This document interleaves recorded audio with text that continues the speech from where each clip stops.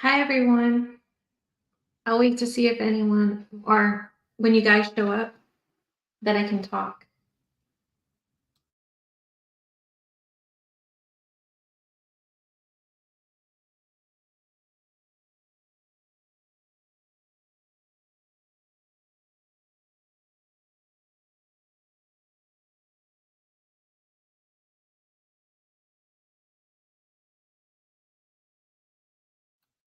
I hope the audio is okay because I just got a new microphone and this would be my first microphone like ever. So I'm kind of testing it out right now.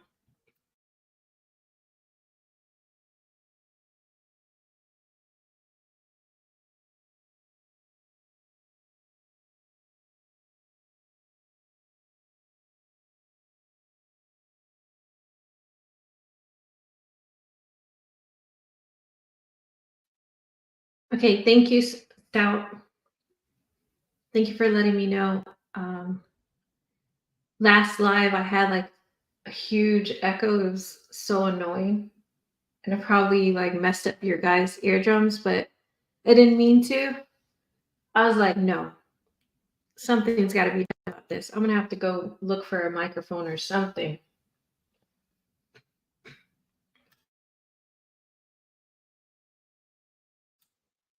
So, how's everyone doing? Hope you are doing okay. I'm glad you are here. I know that you are gonna say, oh, okay, here she comes with her woman bullshit. What could this be about? But I just have some things that I want to talk about, and I hope you guys understand. Thank you, Stout. Now you get to hear me even clearer. Now you get to hear me talk about women even clearer than before. That's crazy.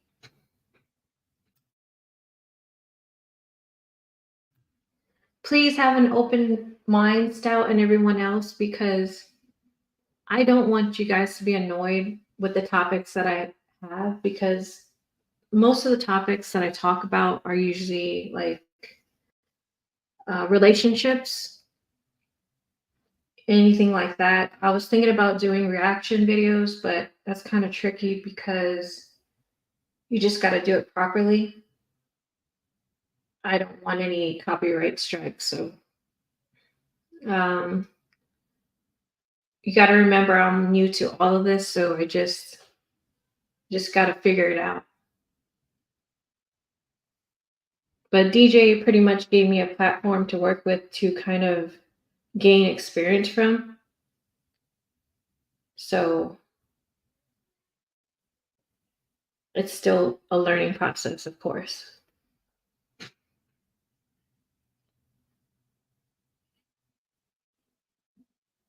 And if you guys want to talk about anything, just put in the chat and then we can switch topics. Here we go. Joe Monday's here. Welcome in, Joe Monday. Or I keep calling Joe Money Monday, sorry. You think I'm just going to talk about women BS? You see, this is what I'm talking about. That's all they know me for, is just about me talking about women all the time.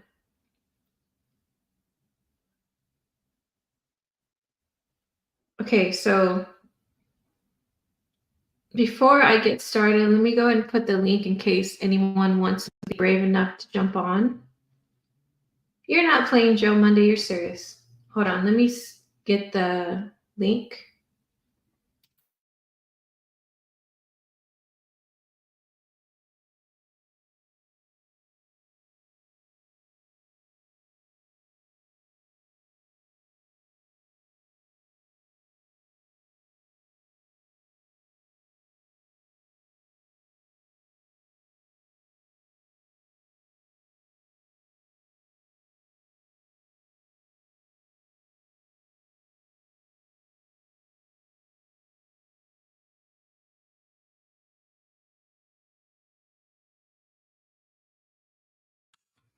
Okay, there's the link if anyone wants to join. Seven said, Let me see if I can highlight this. 7 said, would you care to revise your coach Eli testimonial? The good coach might not benefit from bad press. I have nothing to say about Coach Eli because I didn't ask for his services, to put it politely. So yeah, I don't know anybody that goes around and just kind of presses themselves on anyone, like any videos on YouTube where they think that you have an issue with anything and then they just kind of bum rush you and say, I can help you with your problem. You do this, this, and that, and I'm sure you're overweight, and we can work on that. It's just crazy.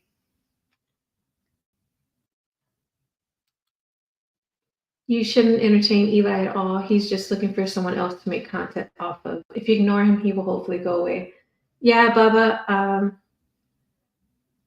I'm done with that. Like, I did my 2 videos on him where the topic was Coach Eli tried to coach me. And that was it. Like, I was just watching like a video, and I was doing a reaction video for the first time. So uh, I just thought everything he said was ridiculous and assumptions. So I usually try not to, like, if I'm responding to someone and they're saying all these things about me, I usually try to move on because I don't want to keep doing that over and over again.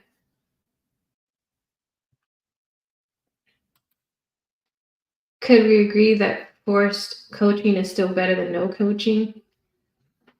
No, sevens. I'm sure it has something to do with like privacy. Like, you're not supposed to be doing that. But to be honest, he's not a real life coach. So he's not going to apply to the same rules as anyone else, like any other professional, Because I can just say I'm a life coach right now and just try to coach people and be like, oh, the clothes you're wearing, you're just wearing t shirts and, you know, a shirt like that has a stain on it. So yeah, you're not going to get anyone with that. You're disgusting. You're probably overweight, even though I haven't even seen a picture of you, like of your body. So, and like putting people down is not a good life coach either. Coach Eli is not real good with the whole consistent thing, it seems. Yeah, Yuri-san, you know what? If you're a life coach, I think you should sign like an agreement with your clients and actually have proof that you're a coach, because then you would be able to share information with the client. The client can share information with you, in private. Definitely not online. It's not something you want to do over YouTube. Now you don't have to be polite. Yeah, H way. I mean, like, I'm pretty just over Coach Eli. He's doing this obviously for attention, and I'm not going to give him attention. You might as well get relationship advice from Diddy next. Joe Money Monday said, right? Let me look at the comments before I start on the topic.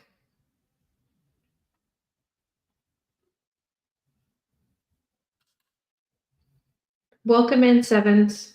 I'm so glad you're here.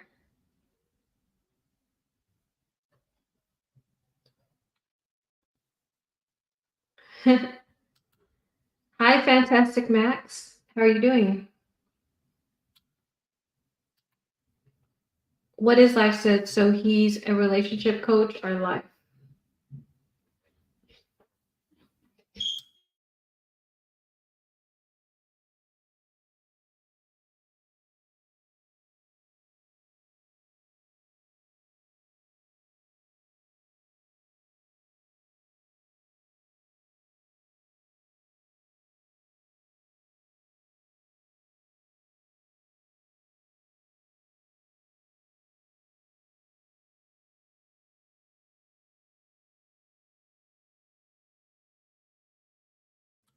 He's supposed to be a life coach, which involves like relationships as well, I guess. I don't know. But he's not even a real coach. He just says he is. I mean, a real life coach, I mean.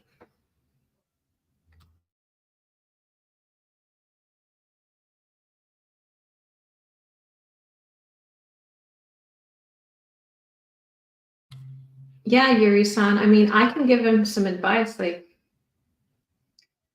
if you're 50 years old and you're living in the basement, it's not doesn't make you look very good like as a life coach if supposedly you say you're a life coach. Like you're not doing something right. Like you should go live on your own. And then if you're waiting like for the estate, it seems like you're waiting for the estate from your mom. You can just stay somewhere else. You don't have to live in the basement for now.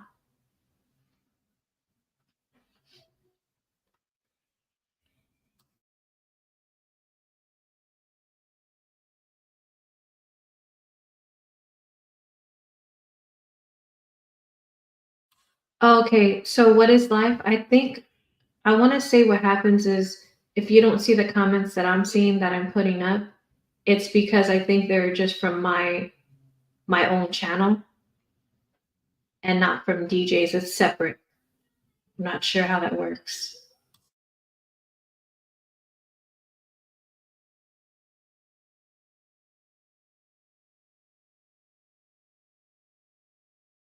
There's good old Razor.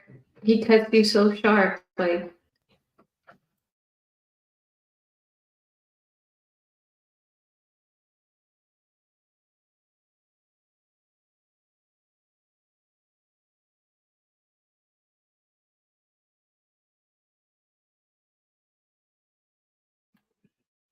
so Razor is the one number one hater for Dennis's channel. I hope that he doesn't become my hater.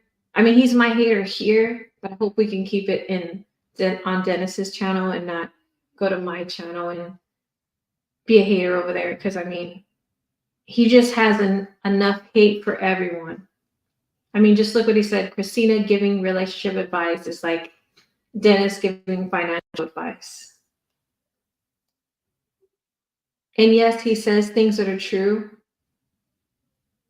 but I mean, it's funny and you're not wrong, but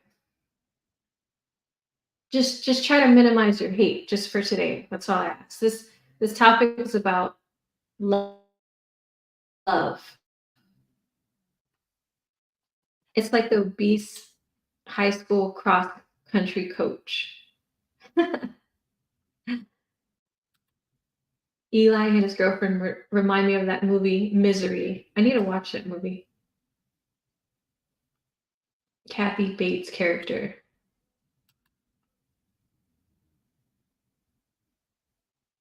Yeah, who cares? It's like they pretty much just say, okay, how do you feel about that situation? And they just basically make you reflect on it.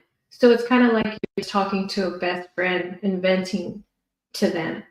It's the same thing kind of, but they just try to like take notes and try to help you progress like breathing exercises or whatever else advice they can give to you.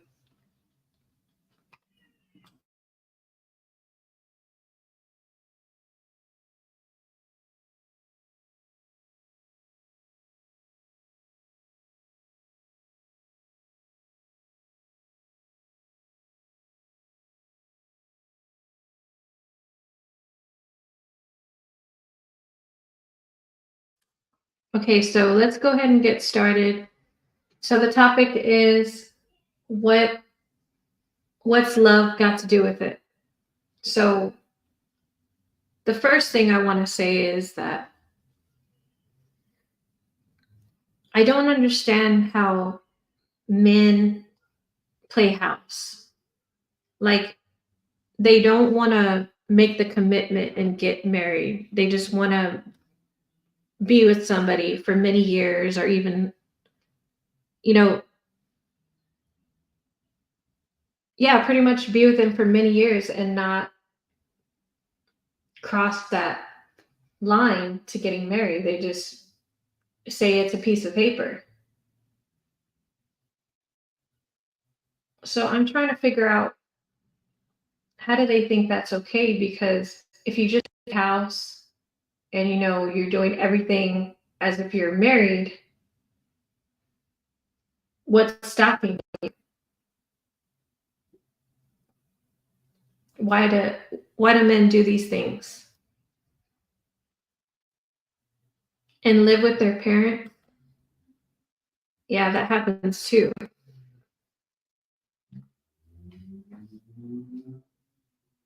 It's like, don't you understand how you're making yourself look as a man? You're not taking responsibility. And I do know there's people that don't want to get married, like they just don't. They're kind of worried about their assets and for whatever reason, but that's not the people that I'm talking about. The people that agree that they're not going to get married at all. I'm talking about the men that lead the woman on and say, "We're engaged. I'm going to marry you. We've been together for 2.5 years, but in another year or so, don't worry. We're going to get married. You just wait." And it's like, if y'all have been together for so long, why don't you just do it now? Like, you can just go to the court and get married. You can have somebody marry you.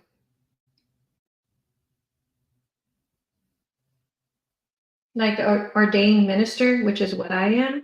I can marry anyone. I mean, I can choose not to charge them, but I mean, if it's that's if I know them, but if I don't know them, I might have to charge them. But I don't understand, what's the waiting game?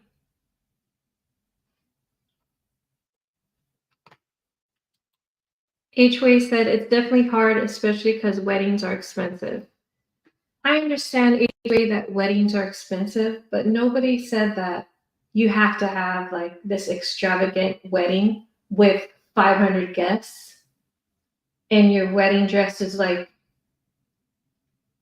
I don't know, $5,000, not including everything else. Nobody said you'd have to do all that. Like, initially, you can just go to court or you can have somebody marry you. And then later on, you can have the dream wedding that you want. But for me, I feel like it's just you're stringing somebody along, because how does she know? Because if she's ready to be married like today and you're saying, no, you need to wait another year because this, and that, we don't have enough money or whatever the excuse there is. And then she's like, well, I don't understand. Why can't you just marry me now? And then you're just making her wait longer and longer, like years go by. That's not fair for her, because you're stopping her from getting what she wants in life, and you're only thinking about yourself. Like, if you guys agree on that, sure. But I'm not talking about those people. I'm talking about if the woman is completely ready, but the guy keeps holding that back from her.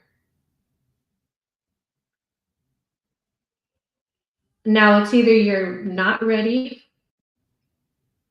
you're taking advantage of her, or you're just like, it ties with the not ready part. Another one is like, you're just kind of stringing her along. Another one is you're too cheap. You're thinking about like this expensive wedding that she's probably told you she wants. So you don't want to spend all that money on that. But ultimately you're gonna wind up doing it 5 years from now, or however, whenever you decide to get married.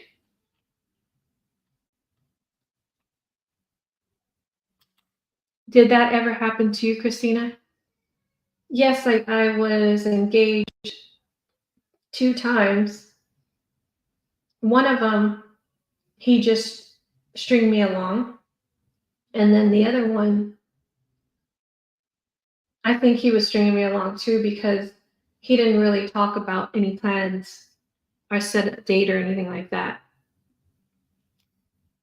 And then for my husband now, he we just had like a court wedding for like $170, and then we just decided on getting having one in the future.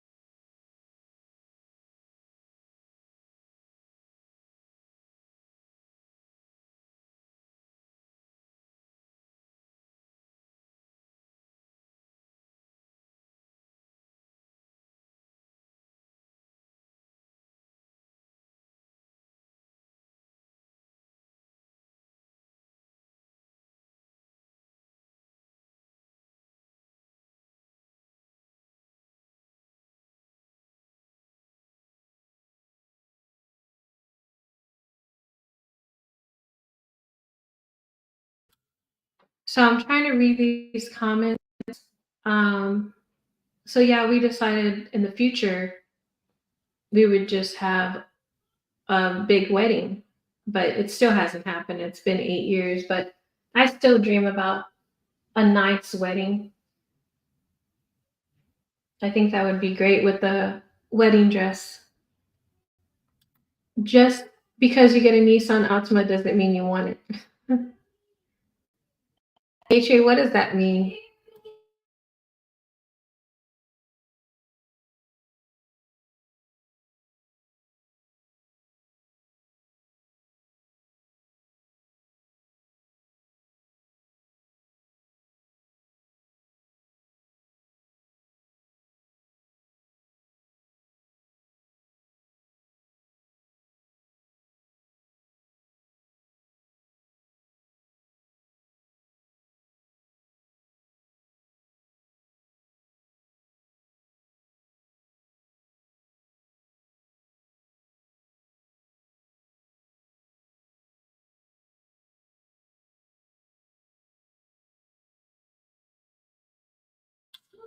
H-Way said, I mean, that's not H-Way, sorry. Joe Money Monday said, why do women want to get married to these bums so bad? So what if it's just somebody that they really love and yeah, sure they don't have a lot of money, but they love them? There's nothing wrong with wanting to get married to someone. You might say bumps, but he might be a really good person and someone she's been with for 2 years already.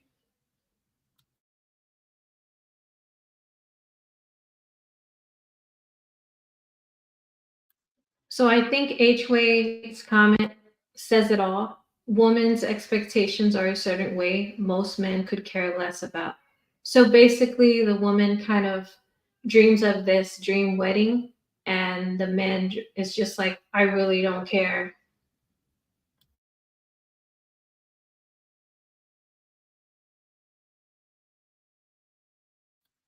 So do men even think about marriage at all? Like when they're younger and when they're a teenager?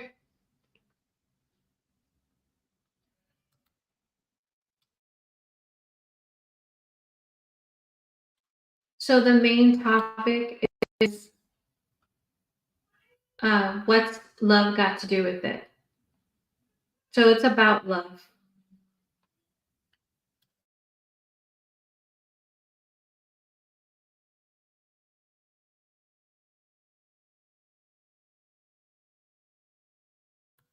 Maverick says, fun fact in Russia, many folks get married in courthouse. Courthouse is like old school, typically only wealthier folks are married in a church. Wow.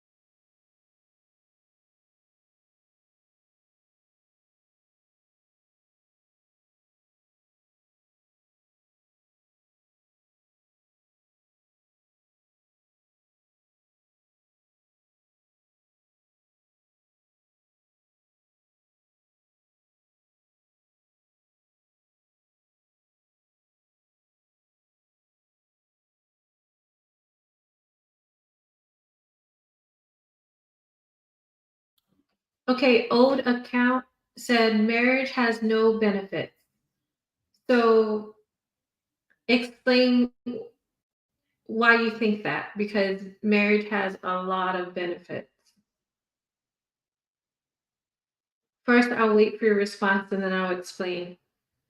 In Japan, Yuri-san said, in Japan, the role is opposite. It's us women who get accused of men, stringing along men and refusing to get married. Oh, wow. So the woman says she doesn't want to get married in Japan. That's totally opposite of the US. That's crazy. Thank you for telling me that, Yuri-san. Maverick said, getting married in the expected way today was historically reserved for the wealthy. Oh, so do you guys, like the men, do y'all think that it's like marriage is just a scam, like financially? Is that what it is? I'm thinking about it more that it's about love. As soon as we get married, we expect to follow social norms. No job, no friends, no life outside of home. Yeah, that's pretty much how it is in the US too. So most of us professionals refuse to do it. Now you could say, H-Way said, now you could say you ready does not mean you are. So why would you say I'm ready, but you're really not ready? Just be honest. If she's like, do you really want to marry me? And you're like, well, I am ready to be married, but I really don't want to be married right now or at all. That makes no sense. Personally, if I'm going to pay to marry, it would be an extravagant wedding. Otherwise, it would be super low key and low price. And that's okay. You could even have like a beach wedding and have somebody marry you. I mean, you'd only be paying for the ordained minister, depending on what they charge. It could be like 100. It could be more than 100. Like I wouldn't say more than 200. And you can find somebody to marry you. You can even get a your best friend to marry you. They would just be have to go online and become an ordained minister. It's so easy. It takes like I don't know, it took like 5 minutes for me to be one.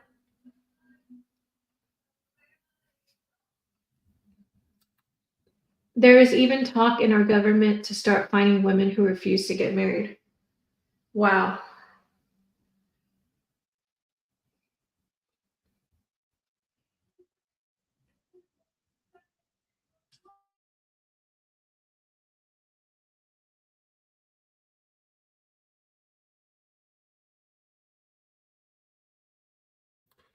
In Japan, married men are to be treated like your child. It's very degrading.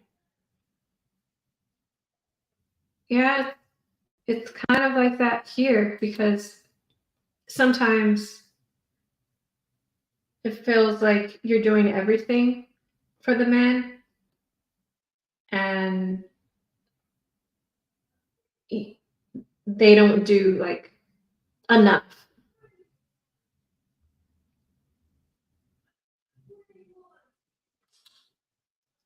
A lot, HWay said a lot of people underestimate what it really takes to marry. That's why divorce rate is so high. I agree. I think that they don't understand how it is to be married. It's a serious thing. Like that's why I don't understand why people play house. Is because they think that it's like being married. It's exactly like being married, and it's totally different. It's a way like more committed. You know, you can't just divorce for every little thing.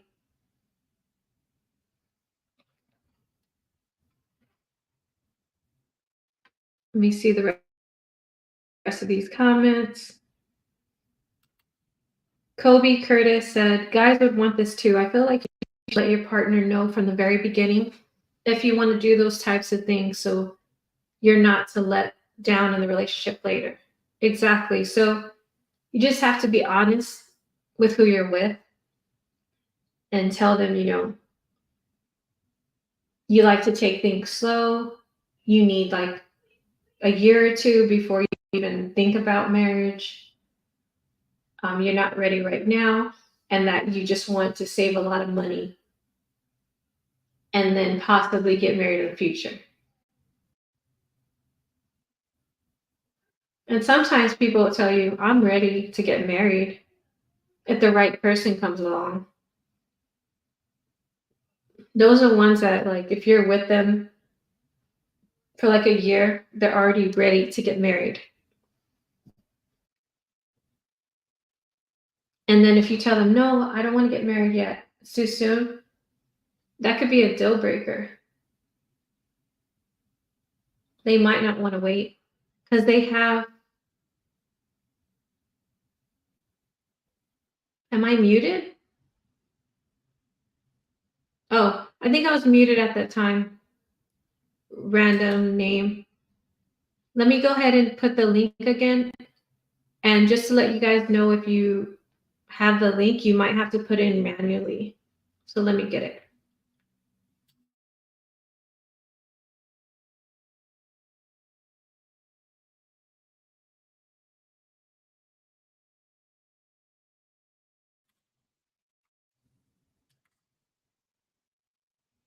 Maverick said my parents' wedding cost like 20,000 USD in the 1986. That would be like 50,000 USD in today's dollars.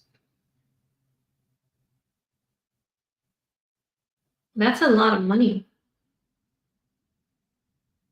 Wow.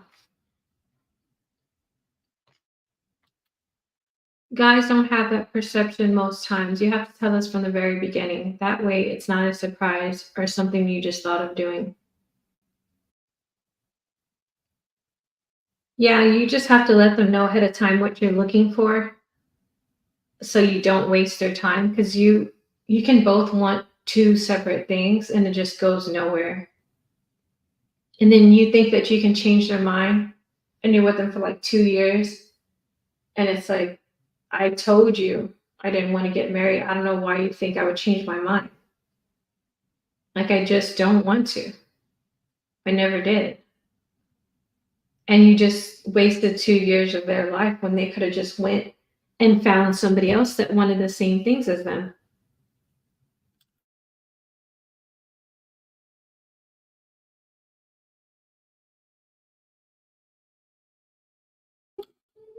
Everyone, welcome in.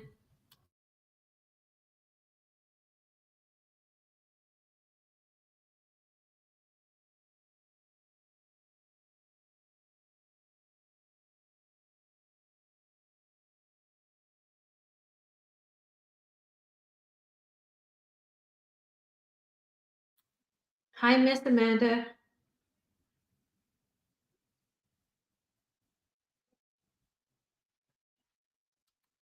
Todd said, "What was your wedding like?" So my wedding was like at the court, and like so outside they had a gazebo, and we got married there by I think it was the judge, and it was short, but I loved it. It was perfect for me. I was so happy. None of the girls I've dated wanted to get married though, and I proposed to three already. Oh, so none of them wanted marriage.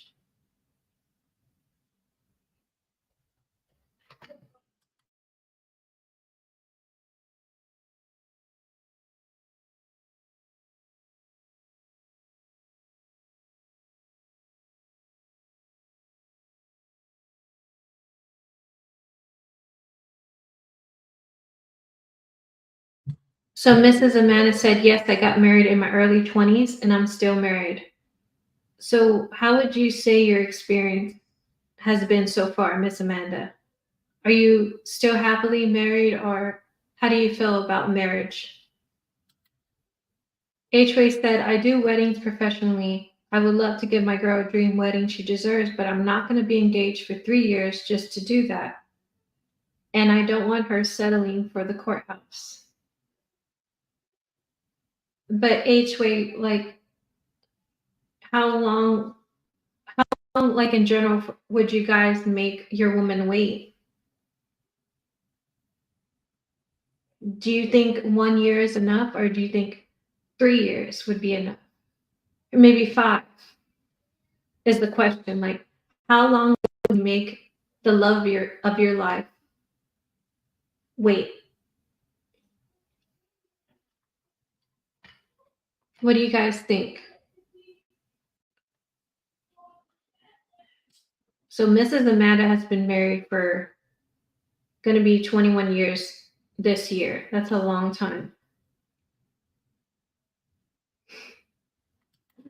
Joe Monday said, Joe Money Monday said, "Man should be thinking about self improvement, the chicken bag." What's the chicken bag mean? And sweet watery guts, that's it. Oh, Money Monday. You say the craziest things.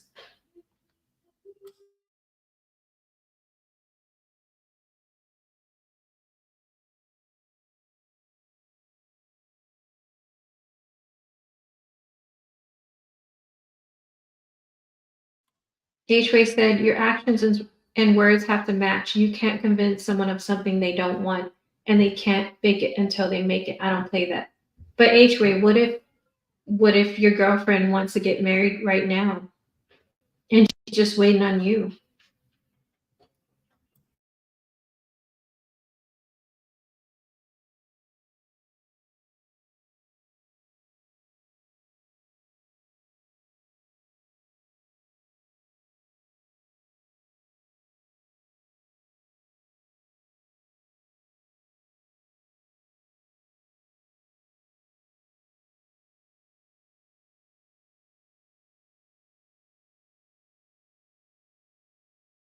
Priest said, "Hate me or not, the times are near. People are too distracted with life and thinks less of God. Please focus on God, nothing else."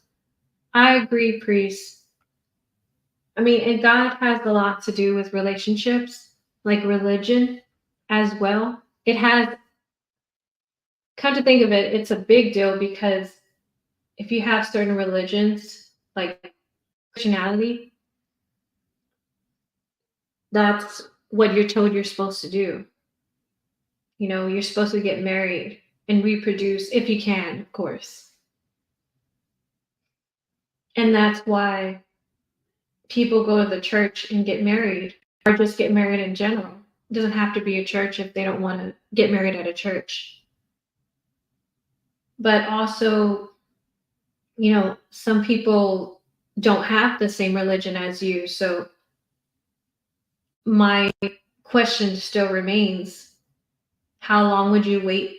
How long would you make someone wait for you? Because they're waiting for you, they're ready.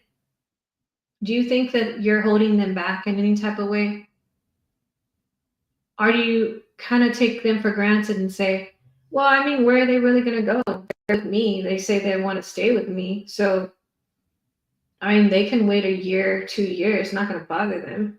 It's not like they're going to break up with me or anything if I make them wait too long. Like, I think you got to be considerate of the other person, like, of what they want too, not just yourself. I think that's the problem. Like, we have to have these real discussions with the people that we love and say, hey, this is what I want. What do you want? Do we want the same things? Can we put like a timeline? Like, maybe, can we agree on maybe 2 years from now if everything's okay? Because for me, if someone said, I don't want to get married at all, or they said, I don't want to get married at all, I wouldn't even waste my time. But if they said, I might want to get married in 5 years, I might consider that, because if I would just want to stay with him, I mean, I think that would be okay. But maybe even 5 years might be too long for someone. Maybe the 2 year mark is okay. So you got to think of all these things and talk about these things. Can't guess. H-Way said, my girl's mom told me we can't get married until after college and 26, still not done. But if me and my lady work out, we're getting married this year, no question. And she knows this too. That's good news, H-Way. Congratulations. And you know what? You had your girl's mom tell you not to get married until after college. So that's totally fine. I'm sure that your girlfriend agrees with that. And you guys made a decision. And now you're getting married this year. That's crazy. Allison said, shut up, shut up. About what? Todd said, Christina, correct. I've had 13 girlfriends. Let's see, let me scroll up. And not one was interested in even a longer term relationship.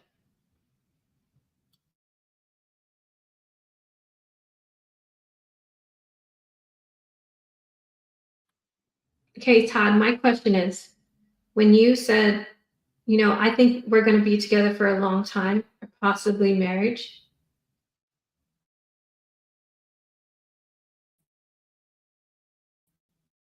Okay, I'm looking for marriage. Did you tell them what you wanted? And I would like to know the response. Well, I just figured out why they possibly were not interested in a long term relationship. Todd said, I will only date girls no older than mid 20s, ideally early 20s. Girls I meet after that age aren't interested at all in relationships. Todd, I disagree.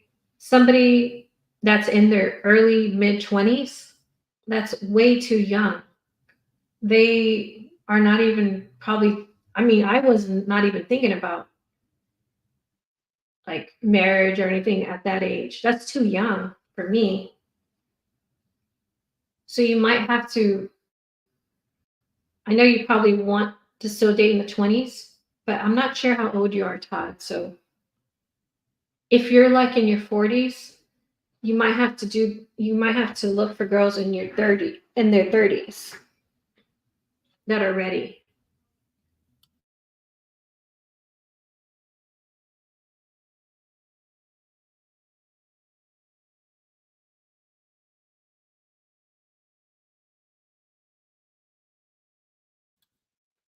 You know what would make this better is if I had another woman or a man on the panel so that we can discuss this. So if you guys want to jump on, just click the link.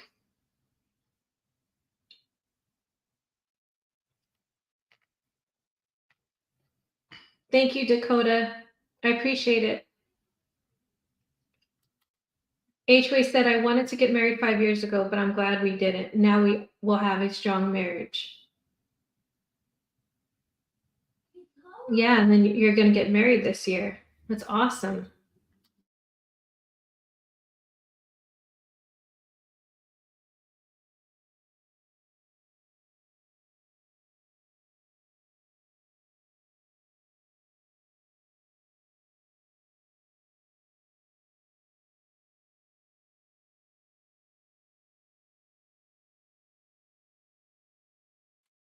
I'm gonna scroll to the bottom because there's a lot of comments.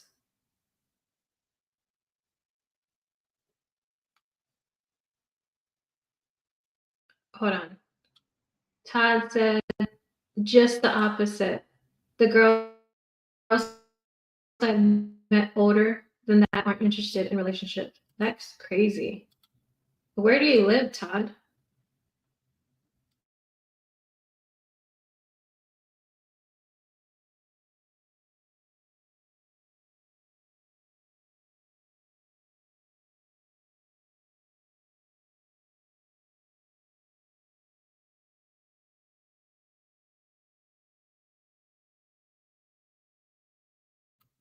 Jamie said religion part doesn't make sense to me, so do appreciate if you can educate me at HOA.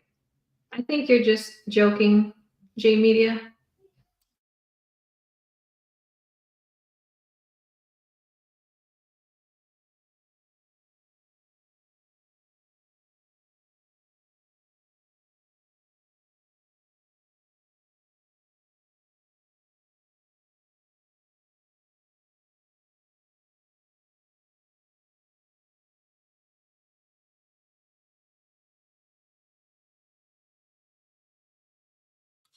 So it might be where you live, Todd. You live in Argentina. It may be different over there.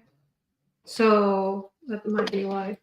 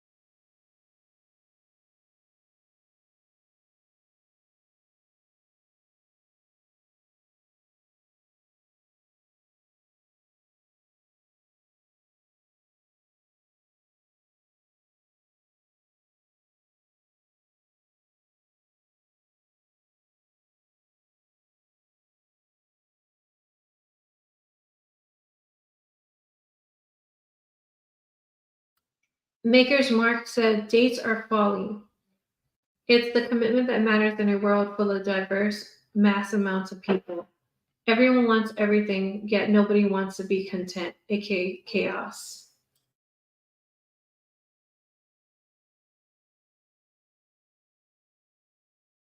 That's true. I agree on the commitment part. I think that how you said everyone wants everything, yet nobody wants to be content. So do you think that people are never satisfied anyway? So it doesn't even really matter? Is that what you're trying to say?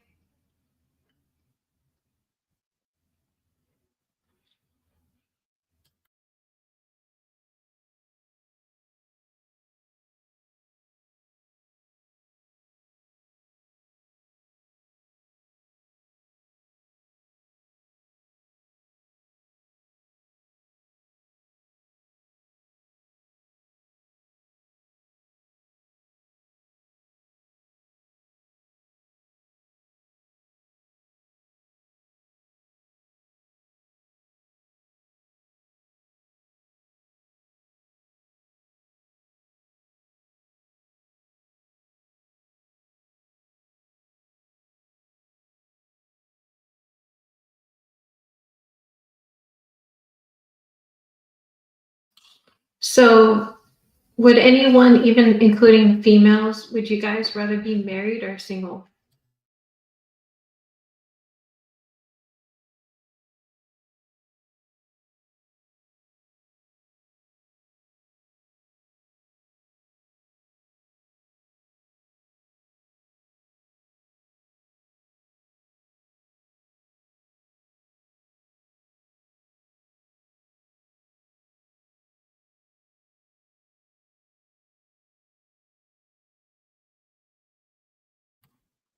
So I have a question for the chat.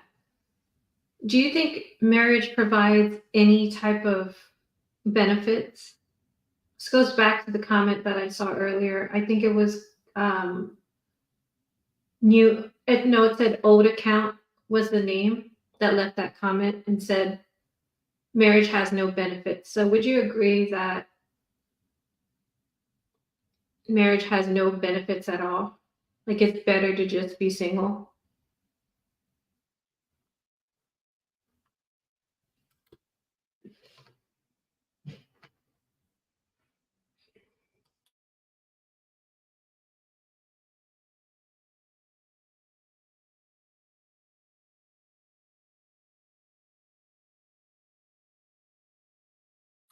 Maverick, why do you think that is that they cannot, most white men or just people in general, cannot even find girlfriends in the US and Canada? Why do you think that is? Is it the women like say no to marriage or actually not even marriage, just having a boyfriend?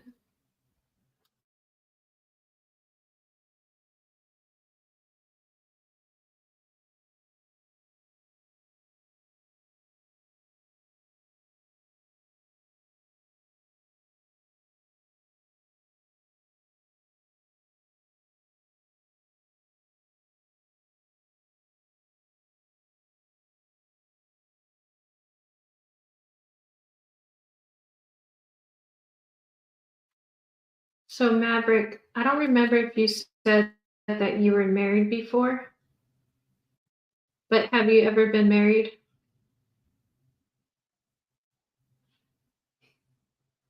And then J Media, I'm not sure if you've ever been married or do you even believe in marriage?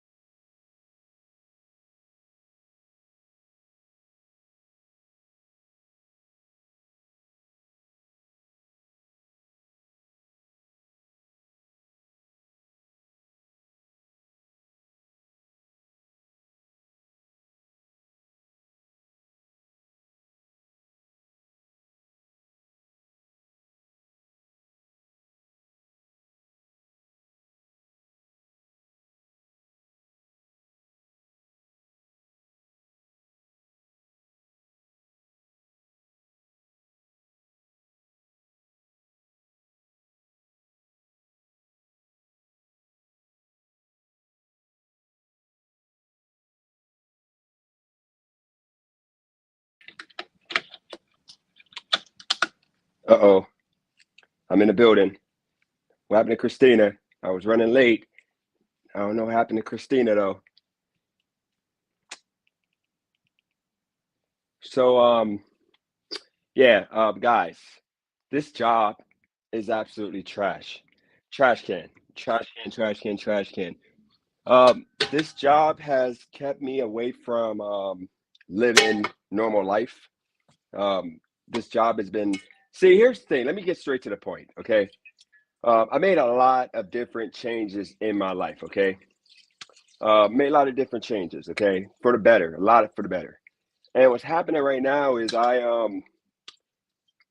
have YouTube on a back burner right now because I'm like, shout out to everybody in the chat. You got Math, we got that Nick, Jerome in the building, of course. Hopefully, yeah, he's nice today. We got Rhino. Hopefully, he's nice today. Uh, Make my little speech while we wait for Christina to come back.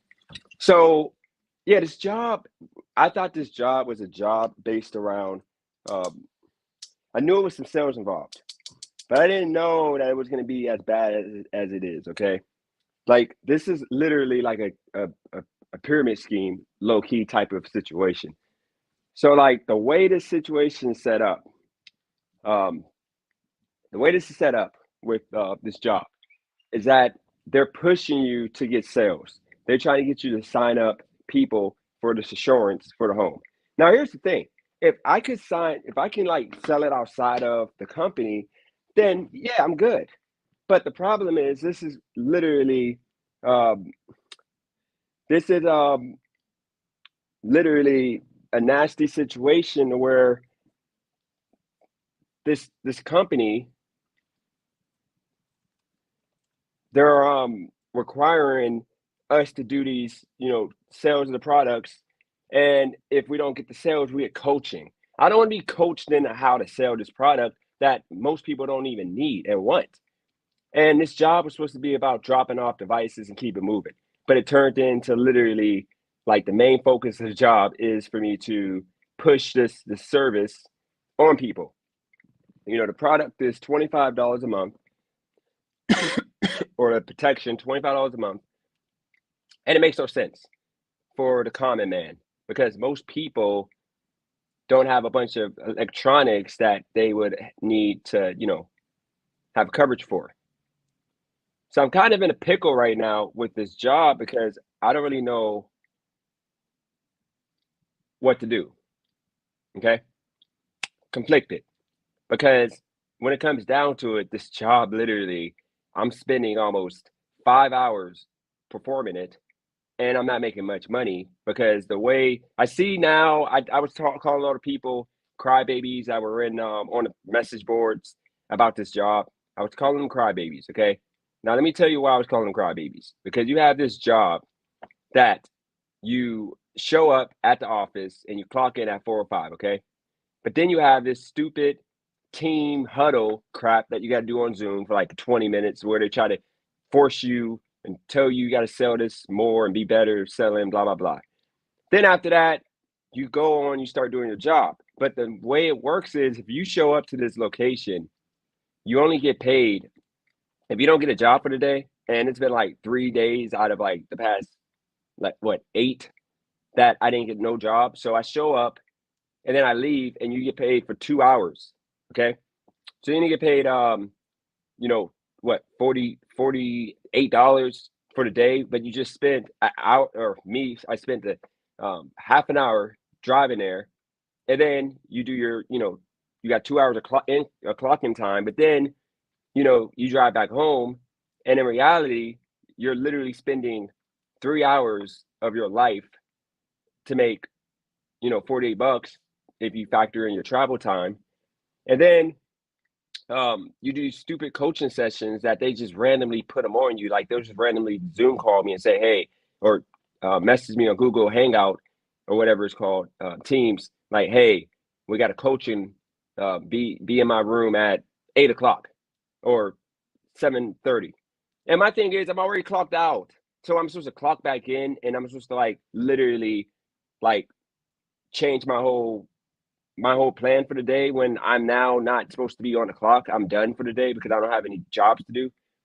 It's literally a situation that it's only for people that need something now. Like if you need something now, it's for you. But if you don't need something now, it's not for you. Because, when it breaks down and you break down the math and the science behind it, it's not really worth it. I would make more money doing rideshare at this point because, if it was just me picking up phones, dropping them off, help people set up, pretty much dropping them, helping people set the phones up, activating them, I wouldn't have any complaints. I would be good.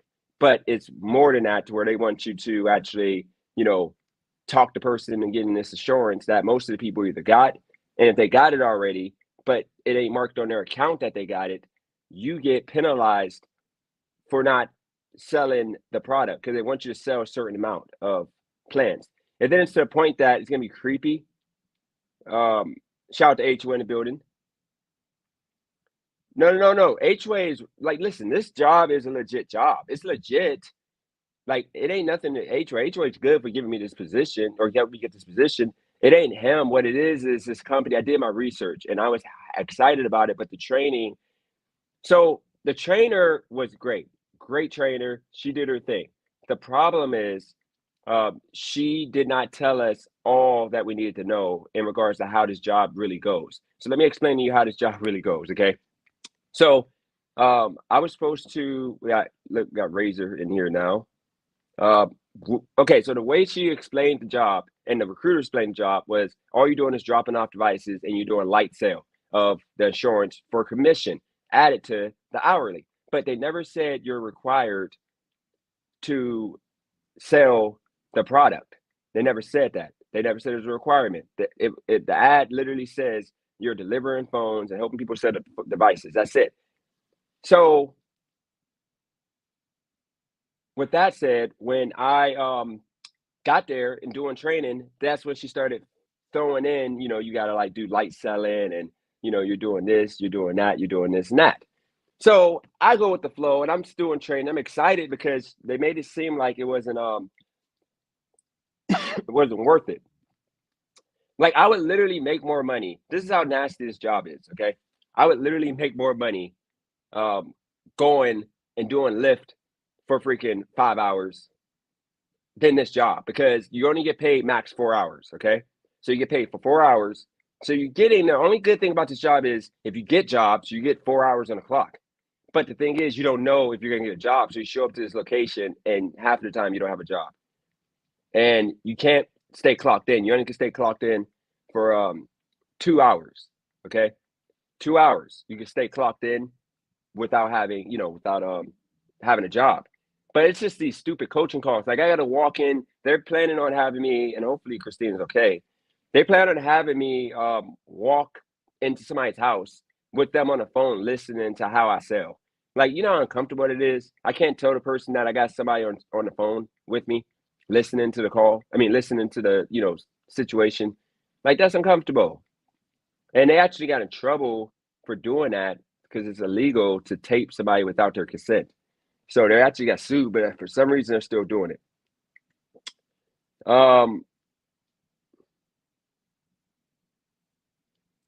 You're great at selling. Appreciate that, Todd. Think a guy like you're better off doing commission only or setup. Yeah, I mean, the thing is, you got to give me a product to sell. This product is not something that like should be pushed because it's insurance, but like half of the time they don't cover you. Like I had this insurance for the PlayStation, they didn't cover me. So it's like I got it now though because I know they changed it to where they will cover gaming consoles, whatever. So I'm gonna wait, 3 more weeks and then go get the gaming system fixed. But for the most part, you have a situation that this job is something that you would have to force yourself to buy into. It's literally, like I said, it ain't shady. It's a legitimate job. It's a legitimate job. It ain't nothing shady about it. It's legitimate. The only issue is, they require you to push this product that most people are not going to want because it's not a service that, you should get. Now, guys, the reason why I've been away, I wanted Christina to be on here. I did a video that I'm going to drop tomorrow. It was me. I'm feeling good. I'm feeling good about life. Things are going great. I'm making a few changes with my YouTube. Um, Here's the thing, guys. I might go get this full-time job. I'm doing school, so I might not be able to do lives all like that. I might just be doing these pre-recorded videos and just buy into it and build my channel up off that, because these lives are distracting me, and it's killing my sleep. Because the reason why is I don't know when to stop them. They get good, and then like people come on, and then it's just hard to end the live. And I don't have any self control just in the live with you know, without going 4 or 5 hours. And when I do it multiple times a day, it gets bad. So Christina's on here. Christina, why ain't you on here? Whoops, I'm sorry for adding you, Christina. Did you want to be added? Can you hear me? You there, Christina? I'm here. Did you want to be added? The computer messed up, so I had to restart. Oh, okay. Yeah, I didn't want to come hijack your situation. So I was telling the people, this job is low key trash. Um, and then YouTube, I just don't have time. Yeah. I can't commit to lives as much now because I don't know when to get off. Like, when we go on, Christina, like the past few days, it's hard because I don't know when to get off. That's the issue.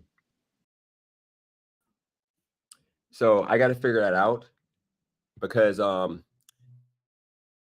it's causing my life stress because I make more money when I'm not on YouTube. That makes sense.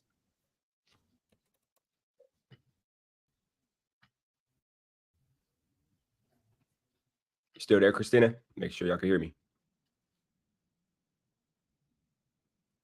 Okay, while Christina gets that fixed, let me know in the chat if y'all can hear me right now. No, I'm still doing Brandon's. Yes, I think there's a delay on my end, like for the microphone. Feels that I should do school, and I'm considering it. I'm considering doing the school, focusing on school. So I want to call it a plan. It's just, call it action to finally just get it done. Not waste time.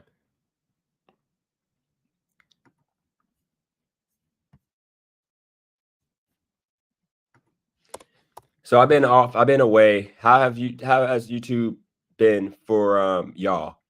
Have y'all been enjoying YouTube, or has it been like chaotic? I got getting a lot of work done here. Just this job, like I said before. I'm not complaining about the job aspect of it. I don't mind the work. It's just, it's a headache. Like I literally,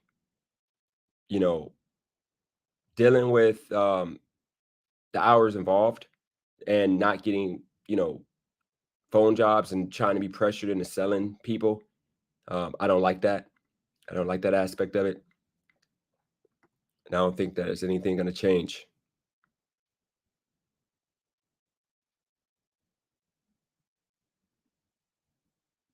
I think it's a requirement.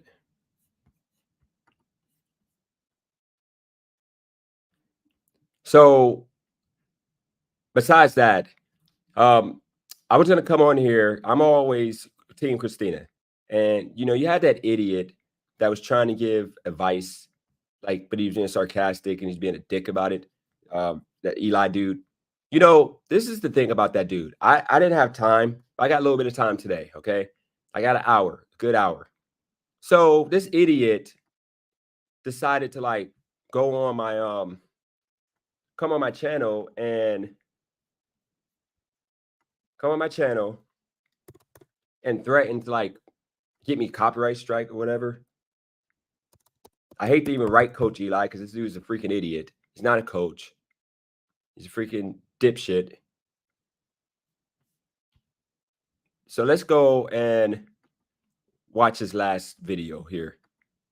This freaking idiot.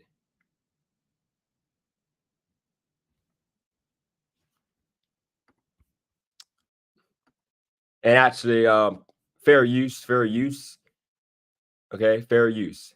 Freaking idiot. Jerk offs like this annoy me because if somebody's doing a reaction video, to your stupidity and you want to threaten to like get them banned. Here we go right here. Freaking loser. This is the thing with this idiot. Freaking nosy. He got the most punchable face wearing Under Armour shirts like he's freaking athletic. He's one of those freaking idiot dudes that you try to play basketball with at the freaking rec center and he like freaking throwing the ball over the hoop, trying to be like the hero. You're down by 3. You're down by 3, you got 10 seconds left and this idiot decides to come down and like lift it up and like, oh, well, guys, good game. It's all good. It's all good. We have fun. No, we didn't have fun. Coach, we want to win the game. Okay. Oh, Carl Banks ass. Like this dude literally, like, seriously thinks that he knows something about life. It's talking about like marriage and how, this dude's never been married from what I see. Never been married from what he said. Now, I'll give him props because I am going to front. He does have a nice little setup. He's Bush League like me. We got these trash setups. He probably lives in the freaking, I'm not even going to go there. But he just annoyed me because all right, for him we to are like live on YouTube. Welcome to Navigating the Modern World with Coach Eli. And the crazy thing about it, I would kill myself, literally kill my YouTube dreams if I was literally doing an hour live stream every single day and I was only getting 350 views. Literally. And he's acting like he's somebody. Like, I don't even act like I'm somebody in this YouTube space. I just do YouTube. This dude literally tries to act like he's somebody. This dude's getting literally like 100, 200. He's like, I'm not even going to call him the one dude that like caps. Like, this dude literally is on live stream or on live every day for an hour, 2 hours, and only getting 300 views. And this has been going on for freaking years. Like, he goes on these tangents where he goes on like every day. And from that audacity, this 100-view channel to be freaking talking about getting my channel demonetized because he wants to freaking be an idiot. I'm back. I'm tired. This is what I'm tired of, okay? And y'all going to see a little bit of ego from me at this point. I'm tired of people that, take my kindness for weakness in life. Okay, guys, newsflash, I'm doing good. I'm actually doing good. I'm doing my thing. Okay, yes, this job sucks, but I'm still doing my thing. Okay, I'm racked up. The video that's coming out tomorrow, I'm going to put it out. I didn't have time to do it today because with the stupid job, they got me working every single day. I can't take a chance of getting a bunch of jobs. And then I want to do a smoke show after the live. So I know tomorrow shouldn't be as bad because I did a coaching tip yesterday and I know today ain't going to be another coaching. But it's probably going to be a bunch of jobs because I haven't got jobs in 2 days. So I don't want to take a chance today having 4 jobs. And then now I got to, I can't do smoke show. But if I only got 1 job, I'm going to switch that live to today. I mean, that premiere. And then we're going to, take it to the next level here. Because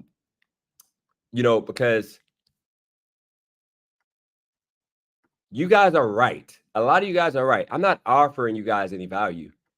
When I'm coming on here yapping all day about freaking, the blacks, it's not in reality offering any value. It's just me bloviating over some ghetto folks that are out here with the loudest voices in the community.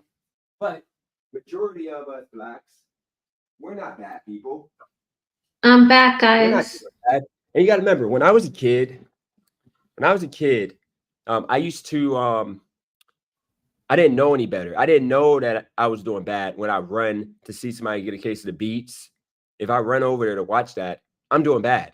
Like that's nasty work to be watching somebody get destroyed. It's not right. It's disrespectful. I didn't know that.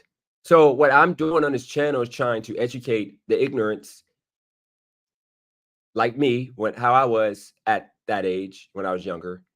That is bad to play that game. It's bad to play that game of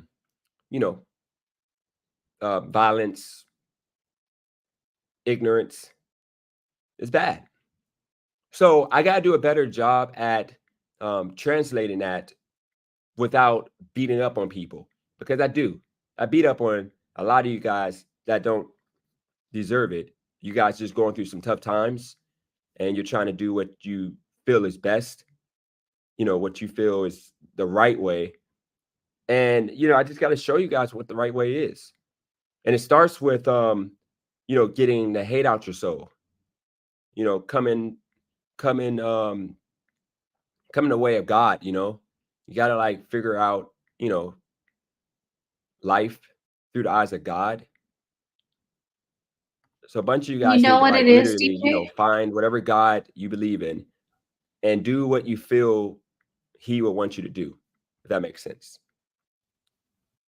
And I'm going to do the same. Can Like you I said, hear I'm going to me? try my best to not be as Can you hear me, DJ? pushing of, I guess, the hate, even though it ain't really pushing of the hate. But I mean, a lot of people are just sensitive. So, I'm trying to cater to the sensitive folks, because we can't leave nobody behind. We gotta keep it moving. But let's look at this idiot though. Let's see. He says, let's see what this counter offer is. I didn't even watch this video. I figured I'll do it on live. Glad you could all join me here today. It is early on Monday morning. If you are here live, We're in full HD. it is This Monday, freaking idiot, April nosy. 8th, 2024. Get to the point, dude. 1 week away. As no disrespect, it's kind of annoying when you're watching a live stream and then there's like a 2 or 3 minute pause. Hey, here we go. This live stream. If you go to the title of the show, whether you're on mobile or on your laptop or desktop, you can click on the highlighted @RealTalkChristina link, and you can go there and check it out for yourself. Idiot. We're doing you a favor. You probably got new people. 2 hours long. When Christina does her show, for some reason she has audio that dude issues. from back in the day, she's doing Divac or whatever, that idiot, or actually shows wasn't an from idiot. her He was actually car. good. He played And on I the think what's Kings. actually happening is, I think that her cell phone's Bluetooth is interfering with her car's Bluetooth, and it keeps cutting her off. No, So she just was my trying to let recommendation, Christina, you talk, is if you have because you're an Bluetooth in idiot. your car, if you have one of the newer cars that have the infotainment systems, I've got one in my car. You may have to turn your Bluetooth off on your phone temporarily. She knows how to so use. that way She knows it's how to not, use Bluetooth. you know, Okay, to let's do get live to it. streams, because I don't want my words taken out of context. I don't want things edited. Blah blah blah. Yeah, I know you got to dig I up get that big nose. I understand that. All the boogers up in that. When bitch. I do pre-recorded interviews, when I've done pre-recorded interviews in the past, Christina, I typically do not edit any part of No, the Christina, show. we can't hear you. It is live on tape, which we like to call it, and that's what Hollywood calls shows that are done like that. Yeah, Christina, we can't hear you if you're talking. The Tonight Show. Can you hear me at all, DJ? Watch the Tonight Show. That's recorded. Okay, I'm talking. Can you hear me? Bro, this is the problem with this idiot. Nobody wants his advice because he has not grown as a channel. Because and he's just trying to tell people I stuff. want to keep things professional that they know, and I want to prevent any craziness from happening, such as what happens on live streams, such as the ones on the Real Talk with Roy channel or some other channels that you've been a part of. A lot of these channels you've been a part of and participated. Okay, let me see if y'all can hear. Why can't I'm confused, Christina? Christina, I'm going to remove you and add you back. Okay, go ahead, Christina. You turn your mute off. Can you hear me now? Okay, go ahead, Christina. Can you hear me? DJ? All right, hold on. Let me reload.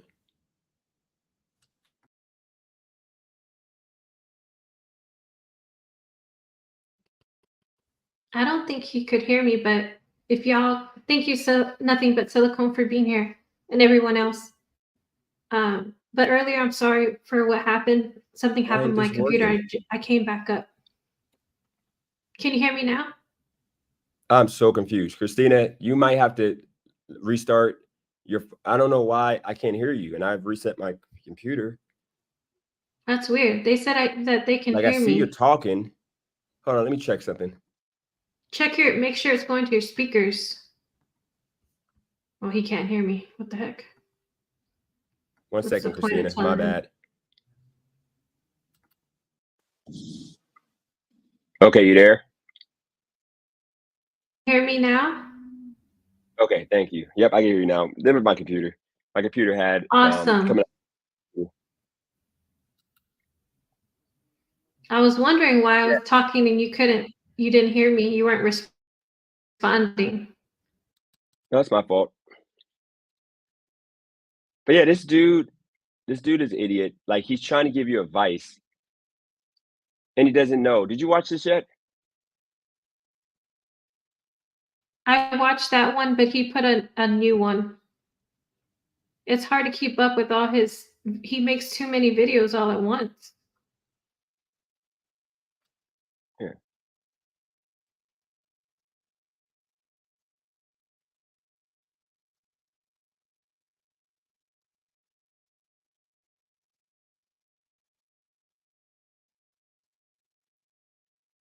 He wasn't trying to work with you because he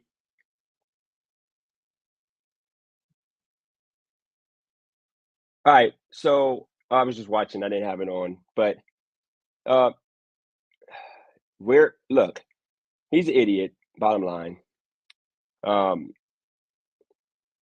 at this point, I think that I'm gonna do a video on him and tag him and just tell him that like the reason why I feel some kind of way is because he was a condescending asshole in regards to how he treated you, and he tried to play like he was trying to help you.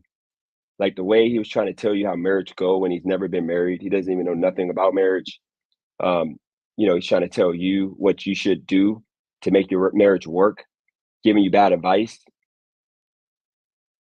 Because when it comes DJ, down to it, yeah, he said dogs are exactly like kids. Like he really thinks that it's so easy. Like kids are like dogs. Like you could just take them out to pee. That's what he said. Like take yeah, them outside to pee. he's just an idiot. He's just an idiot. When it comes down to it, I think that when it comes down to it, YouTube. So Christina, I'm going to talk to Brandon too because this is where I'm at. YouTube, these lives, it's killing my brain cells when I do panels. I'm not even gonna lie to you. Like when I'm on, I just want to talk to you, Brandon, because I think when I bring on too many people, the conversation becomes about those other people, not about me and what I want to talk about, and it gets annoying. And then I told Brandon already when I do these lives, we're not gonna do it in his format, and that's also in this video. I'm gonna be more chaotic with my lives. You can still hear me, right? Yeah, I can hear you really good. Okay. So yeah, I'm gonna be more chaotic with my lives because I told Brandon I know he means well, but sometimes when he be over policing, and I don't want it to be as strict of a live when I'm doing a live. I want it to be fun, and when he does it, it ain't as fun to me because when he gets on, a bunch of people want to jump on, and then it takes away from the conversation because I don't want to be. I like it's my channel. I like why am I gonna come on here and start up a topic. Okay, I start up a topic, but then I don't even get to talk about it. Like it's like I'm just setting this up for people to just come on and just yap, and they don't zap. They don't talk about anything with the actual facts of the matter. It's always I feel this way. I feel like this is supposed to be like the last time I was on live, which really burnt me out, was when that guy, I forgot his name, he came on talking about insurrection was worse than Black Lives Matter, and that's the issue. He literally exposed what I'm on YouTube doing. He's uneducated. He didn't know that Trump did nothing wrong. You know,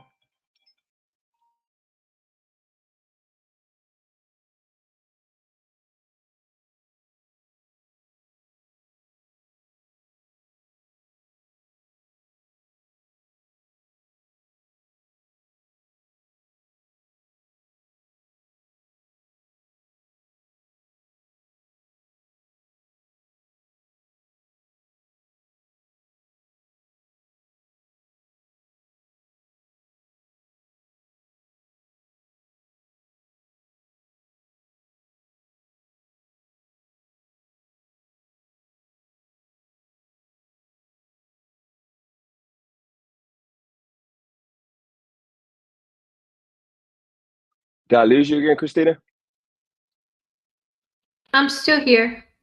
Oh, sorry. And you can always interject, you know. I was my bad. I had that guy, this freaking 24-hour fitness call.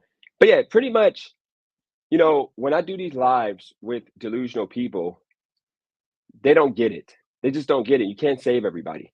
So you have these people that come on, and when I'm trying to talk about like facts, they always want to talk about how they feel. They feel like this is what's going on. And it gets annoying. And that's the reason why I had to step back and I can't be doing these panels because it fries my brain cells. And then with this job already, you know, burning me out with how poorly ran it is, makes me not want to like really do YouTube. And then right now I'm actually making more money not doing YouTube than doing YouTube. Because when I do YouTube, I'm like sitting here distracted, you know, focused on trying to, you know, create something like something that people are actually going to watch. And, you know, and by the way, of course, Razor got to be nasty. These lives, these lives, we do, you know, I got to be more consistent, but it ain't going to be long. I'm going to be on maybe an hour at times because when I don't come on, it takes us out the algorithm. Okay. And I'm actually going to try something real quick to see if it helps. But I know back in the heyday when I put music on, usually it helps with the algorithm. So I'm going to see if the music helps because I want to still get pushed. I'm not trying to start from, you know, scratch. I'm not trying to be all the way down to like freaking, you know, 50 people again watching on vertical. We should be at 150. But that was on me because I messed up and I went away on this, you know, hiatus again, and I got to stop doing that. But, you know, it's life. But back to the point. I can't really I don't know how to really say it other than that. I can't deal with people that don't know how to have a conversation and listen and then talk. Like these people that be coming on just be wanting to argue. Like they don't be knowing nothing about nothing. Like the guy didn't know nothing about, like didn't know the insurrection wasn't what they call insurrection, wasn't insurrection. And I'm trying to tell him how it wasn't. And I try to explain to him nobody died, but he's so brainwashed and thinking that, you know, I'm lying, that he literally did not want to hear anything. He was so emotional. And I told him I want to do a one-on-one. He didn't reach out. So he's going to wait probably until I, you know, I'm minding my business, focused, you know, just chilling. He's going to wait till I get to that point. And then he's probably going to like try to jump on and debate me with 4 people. And that's the thing that annoys me when it comes down to it. People wait until I'm like minding my business. I'm just chilling. They wait till I get to that point to decide to like come on and try to, you know, start a debate with me because they know I can't really, you know, focus because I got like 5 people yelling at the same time, you know, and it just causes for a stupid conversation that just, you know, nobody's going to understand anything from. And then also I'm going to say, what do you mean partner? He could also partner with a temp agency, job server. I don't know what you mean by that. Math. So then on top of all that, okay, I'm dealing with people, you guys, and look, I love Brandon. Brandon, I got all the love. He's the homie. But I want y'all people that rather it be his way on my channel or the highway, y'all can go away. Like I've been seeing what y'all be saying in the chat. And I'm sorry, I'm not about to freaking change my stance in the way I do my YouTube. This is my channel. So all of you guys that want to, you know, all the people that want the channel to go the way that he wants it, I got a simple thing for y'all to do. Unsubscribe and just go away because I'm not changing. If I'm going to do YouTube, I'm going to do it my way because I'm going to go down with the ship if it's going to go down. I'm not going to do it the way that would appease him even Christina, even anybody. Yes, I take their opinion seriously. You know, I want their opinion, but when it comes to me being, you know, told that I'm not allowed to talk about, or not allowed, but I shouldn't talk about certain things, I'm out of touch when I'm in touch, because I'm literally a part of the stuff that I'm talking about. And by the way, this isn't to Brandon right now. I'm talking about you guys that don't understand, because Brandon was new to the channel still. So he doesn't understand that. He thinks that because the majority of the people that be most vocal are the haters. So he thinks that the haters are the consensus of people. He thinks the haters are like the bulk of the people. So when he comes on and he sees majority of the people trying to tell me that they don't like what I'm doing, he thinks that's just how my channel, you know, that's just, he thinks that I'm not catering to the majority of the people, when majority of the people don't even be in the comments. They just listen outside of YouTube. And the way I know is because when I look at my numbers and I look and see the fact that, you know, I get a bunch of my, you know, like I know that YouTube tells you how many people is in your chat, okay? Like left a comment. So then you match that, you put that with the amount of views you got on the video, then that gives you a number that would tell you that you have more people watching that don't chat than are in the chat. That makes sense.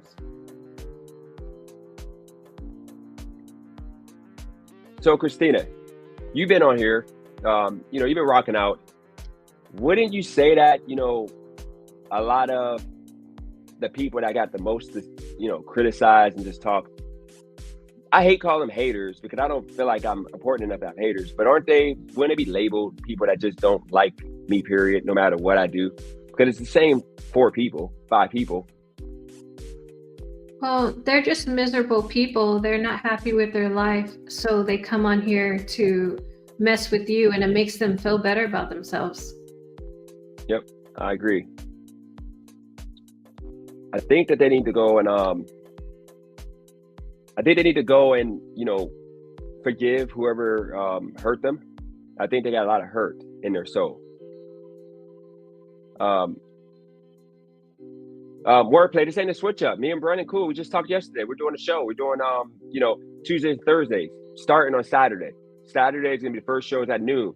No, me and Brandon already had this conversation. I told Brandon how I feel already. So don't you gotta make it seem like I'm, you know, throwing shots at him. We're not doing that. What I'm saying is because I told him the video that I did, I was gonna put out yesterday, it took forever to upload. I told him what the video consists of, and I told him in advance, and when I explained for like 10 minutes and I was just yapping, he said, look, bro, I don't understand why you're telling me this. I don't even know what you're talking about. And it made me realize that Brandon doesn't understand why I say and do some of the stuff that I do. He thinks that I'm just angry, you know, I just be angry at the people, that I'm not giving the people what they come on my channel for, because he's new and he thinks that, you know, I don't know what the people truly want. So I had that conversation with him and told him that, you know, the people that got the biggest voices are usually considered haters on my channel. So you can't be taking what they got as, you know, taking that to church, because most of those people you can't make happy no matter what. No matter what you say, they're not going to be happy, you know? So I got tired because, look, guys, I'm sorry. With this job, I don't have time. I don't know when I can be on. That's the point. I don't know when I can be on because, you know, this is so chaotic of a job that they, you know, I put myself in, that they don't tell you, they don't tell you if you got a job until you show up to the location. So instead of telling you when you're at home you don't have a job, you got to drive a half an hour to the location. Then they tell you don't have a job, you don't get mileage. So if you figure your gas and, you know, whatever, and then you got to drive back in rush hour traffic, what are you really making? Not much at all. And it's shady the way they do it. So it's not allowing me to do these lives. So when I come on and I got like people trying to tell me what, you know, they want, you know, I'm just trying to tell the people, if they ain't getting what they want from my channel, to go away, because I'm gonna do the channel the way I want to do it. You know, I'm going to stop. One thing I'm going to stop doing. I'm done with the whole pandering to broke people. That's one thing Brandon doesn't understand. Not calling y'all in the chat broke, but I'm calling my original fan base, or when I say fan base, my original subscriber base were full of like people who were struggling, like I was. That's the reason why I catered. Like a lot of people loved me because I kept it real. You know, I gave people the truth on life, you know, what I was dealing with. And a lot of people are struggling. So I got most of my subscribers from the struggle content. And Brandon didn't realize that. So the reason why I'm telling y'all this is because this is going to factor into the video I did already that's on Premiere. It's going to be premiered tomorrow, unless today I don't have a job. When I show up to the location, I'm going to premiere it today. More likely it's going to be tomorrow. I just want y'all to understand why I did the video, why I felt like I needed to do the video, because I'm tired of faking and acting like a brokey to cater and make a certain group of people happy. I shouldn't have to do that. DJ, can you address Razor, what he said? He's saying, I've heard the stuff. Dennis' content is, this is my channel, I'm going to do it my way, you guys are broke. No, what I'm saying is, Christina, let's keep it a buck. DJ, wait. How do you refrain from laughing so hard to his comments sometimes? Like that made me laugh because he's such a troll. That wasn't really funny, because I was like, you know, here's the thing. When people take my words out of context to give me a headache to where I gotta like tell them exactly what I mean, it ain't really funny to me. So that's the reason why I ain't laugh. I mean, it ain't really a fun situation. What I'm saying though, or what I'm trying to say is that, Christina, and I'm pretty sure you know what I'm talking about. Like when I was doing rideshare, I was broke, struggling. You know, people considered me a victim. Those were the individuals that were digesting, taking in my content, were people that were struggling, that did not have any options in life. Okay, so now that I'm not, and what I mean by broke is like helpless, not really doing anything to be where they want to be. But if you're making money, but you just don't have money in your account because you're just living paycheck to paycheck, I wouldn't call you broke. I'm talking about the people that are delusionally out here. Most of us were rideshare drivers who are out here hoping that we were going to get rich somehow off of rideshare. I wasn't doing rideshare to freaking pay my bills like a 9 to 5. I was doing rideshare hoping that, you know, something shakes to where I just catch a break.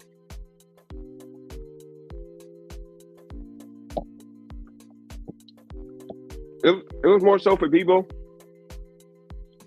that wanted to feel like they're a boss, but they're really not a boss. You know how that goes. How, you know, we want to feel like we're bosses, but in reality, we're not bosses. We're regular people.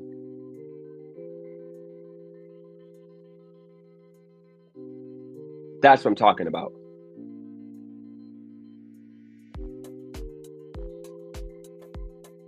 Did that answer his question, you think? Yes, but this goes back to what you were saying. Like, why do these people come on here and then they like just hate on you? It goes back to that, because Razor's the #1 hater. He's always been like that. Yep. I don't get it. I don't know why. You know, he does that. I don't know why he's here. You know, my thing is this. I want you to remember,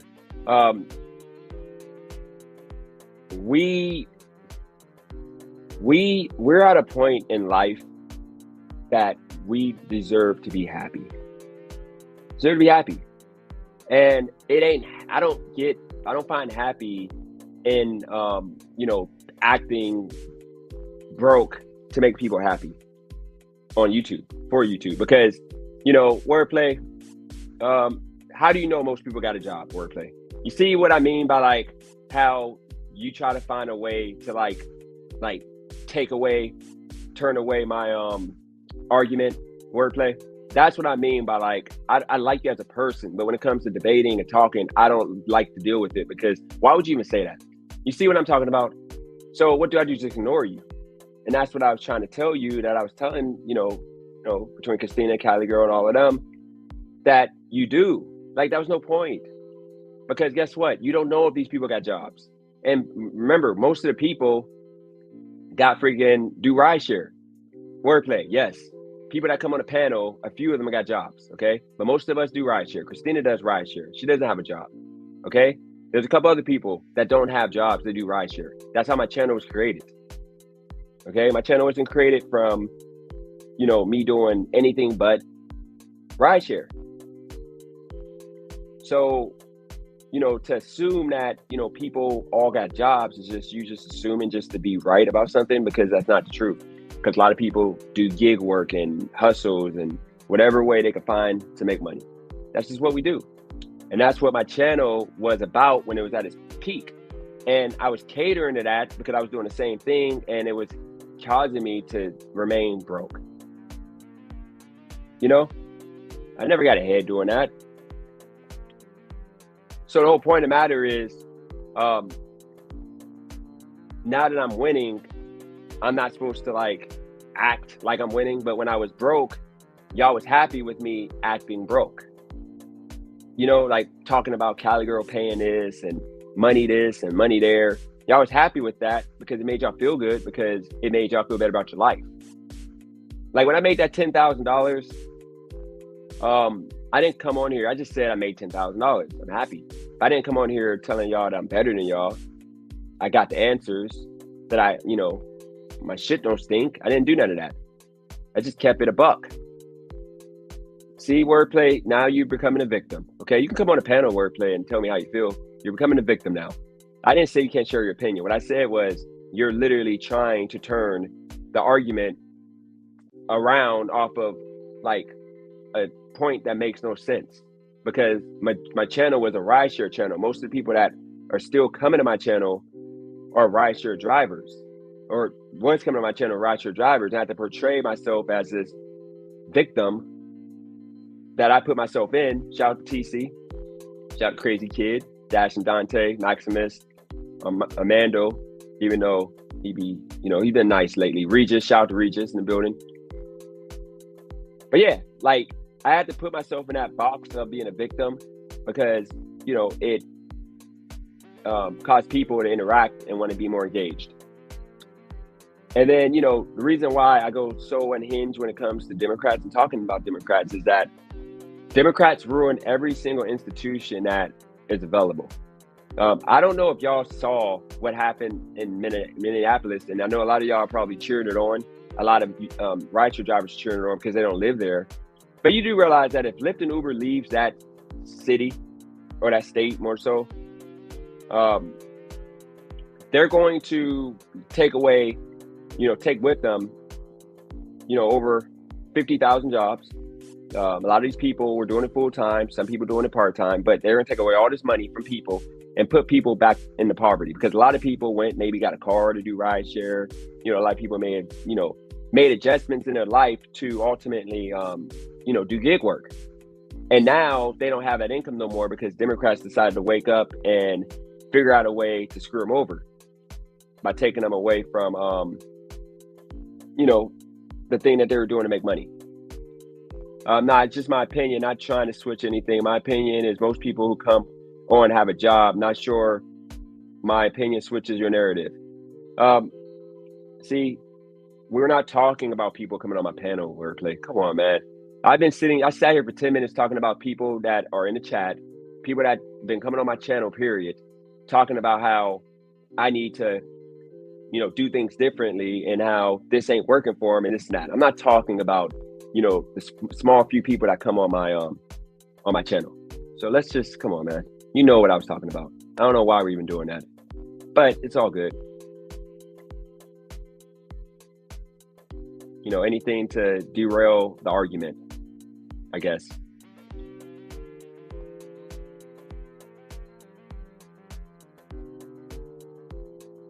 And at this point, I don't care. So that's the reason why I'm just keeping it real. I don't care. I really don't care. So DJ, I have a question for you.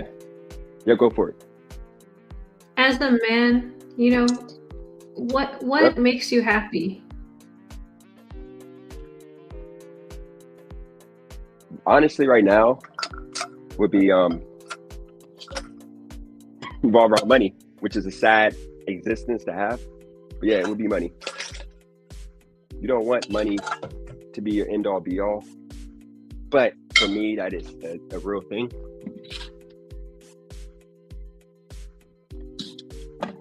You know, that's just how it is. What about for you? What makes me happy is the memories that I have, like with my family and with my friends like you, because, you know, you're my only friend that I have. So Appreciate that. all those things really matter to me because I know that no materialistic thing I can take with me, you know? Yep. So that's really what matters, is family, pretty much. I'll be real with you, Christina. I've had a hard life in regards to like friends, for example. So it's hard for me, as much as I want to say, you know, I want to use that word because I consider you a friend. But you got to understand that, you know, I've had so much hurt. I always end up falling out with people over the stupidest of things. So you got to understand, you remember, you know, we had that little falling out, but we're good now. But, you know, that is the reason why when a lot of y'all, you know, y'all don't understand when I talk to people about, you know, my family and my friends and all of that. That's why I be like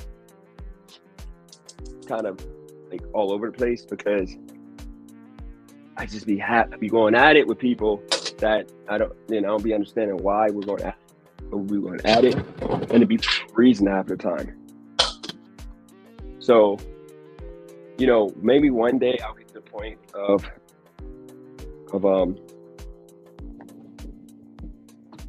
you know, I'll get to the point of being good, like being back to like lovey-dovey and all that. Maybe it gets to that point eventually. Right now, that ain't the thing for me. I want it to be there. I want to get back there, but yeah, that's just ain't the thing for me with my family, you know, my son, my daughter, you know, and, you know, even with you, everybody. I'm hoping to get back to that point though.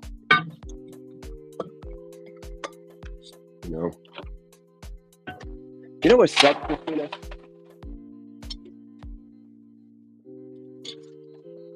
What, DJ? I want to make people happy. So when I talk, people don't understand, when I talk about the black on black crime and all the violence, looting, stealing, you know, Black Lives Matter, all that stuff. The reason why I do that is because most of the people that I, you know, identify with, the people that I deal with, love it. They want to hear that type of stuff because they feel like nobody truly cares about how they feel. And, you know, I feel like sometimes I'm just trying to cater to those people. And it causes me to be biased sometimes. I agree. So, you know, that's another thing that once again I got to work on, because I want to do what I want to do, but I don't want to do it at the, whatever the word would be. I don't want to do it at a point that makes me unhappy. I kind of think that's where I'm at in regards to that. So basically, are you saying you're tired of like trying to please other people when you just kind of want to do your own thing, and as long as you're happy and do what you're passionate about? Pretty much. Yeah, pretty much, because, you know, people just don't understand. You know, people just don't understand. It's like, you got to understand, Christina, I'm not a racist.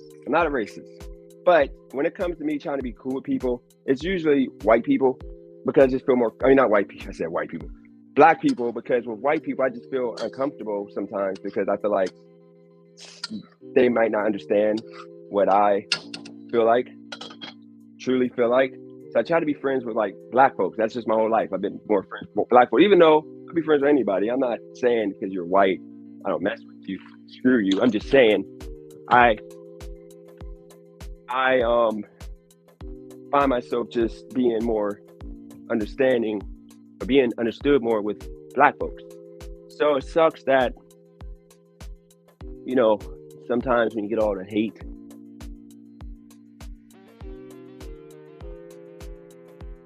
when you're trying to help these people, you know, because half the people I talk to and deal with are people that can be better in life, just like I can be better in life.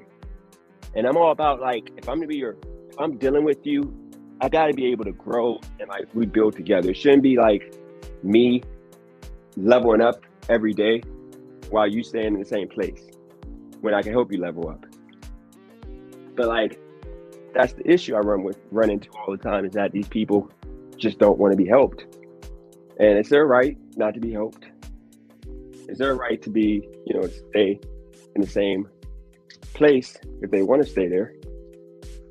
But I try my best to just, you know, share game and wisdom and all that. But yeah, just people, they take that as disrespect, not as me believing that they can be great. You gotta remember, Christina, if somebody gives you, you know, if you have like what that stupid dude, you know, whatever his idiot name is, that dude, if he's a real coach, he would understand that you coach somebody that you feel enough respect for, that you think that they can be better and be in a better position than they're in. He doesn't respect you. He was using you for content, and he was trying to trigger ultimately me to go and start cooking him so that way he can get some new attention and play victim. So the reason why I say that is because he was saying, he was just being condescending to you. You know, like talking like he's better than you for the most part. That's exactly right. So he's not really a life coach if he's doing that. That's not how that works. No, he's more of a, I'm trying to like make money off people with this fake guru talk. He ain't no guru. He's a literal nobody who does, he's a nobody who does YouTube. The difference from what I try to tell people is that, see, people would actually give that man props and credit because he doesn't talk about actual things that need to be changed and fixed. You literally worked on your marriage, you fixed it, you know, you got it going right, things are about to be good. But you got this guy trying to tell you how bad you are of a person for sticking around trying to make it work, which is bad advice. It's somehow my fault because I got overweight and maybe my looks changed. According to him, he's making all these assumptions. Yeah, because based off of my past lives. You know, the issue now with people like him is that, you know, you have these, I tell people all the time, Fresh and Fit messed up the male community, because a lot of these dudes really believe that they're fresh and fit, that they got this money, not realizing that if Fresh and Fit did not have the millions of dollars that they got at this point from, you know, playing on the tears of weak men, that they wouldn't be getting all the chicks that they get. They get the chicks because the chicks know they got the money. They get the dudes to buy in because the dudes figure these dudes got money based off of, you know, the life that they're promoting. But if Fresh and Fit was regular guys, they wouldn't be getting no chicks. They would be lame. Like the one dude, you know, he gets a thottie, a literal whore, pregnant, and by all means, he should be canceled by the ministry or whatever. But nope, they're going to let him live because he's going to talk his way out of it because, once again, he's a multimillionaire. But if he was a regular Joe Smo who smashed the chick that he was bragging about was the hottest chick he ever had in his life, he would be getting ripped in half. It would be over for him. He can never give advice to men after that. But guess what? He's still out here bragging or talking about how, trying to like vilify the woman, which she's wrong completely. But, he chose to sleep with her. DJ, how did that happen? Like, he's over here saying, don't mess with 304s, and he gets one pregnant. Make it make sense for me. That's the point. You have, it's literally just them. They created a business off of pandering to weak dudes. Yeah, remember, Christina, men at this point in society are weak as hell now. You gotta remember, I was sitting there talking to Cali Girl, I think, or somebody, about how I was debating these men, grown ass men, about how you should be making at least $25,000 a year. And actually, I was talking to you about this. I'm like, you would get clowned as a man if the most that you can make in your yearly was $25,000. You would get clowned. You would get slandered. But we now made it okay. We made it a safe space for men to be weak, for men to be, lesser than. Because back in my day, you would get roasted. Now it's okay. As I eat my pasta here.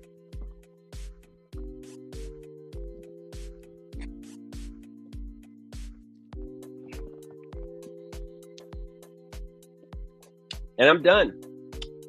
I'm done, Christina, trying to cater to those people. What I told Brandon yesterday straight up is I want higher quality people on my channel, period.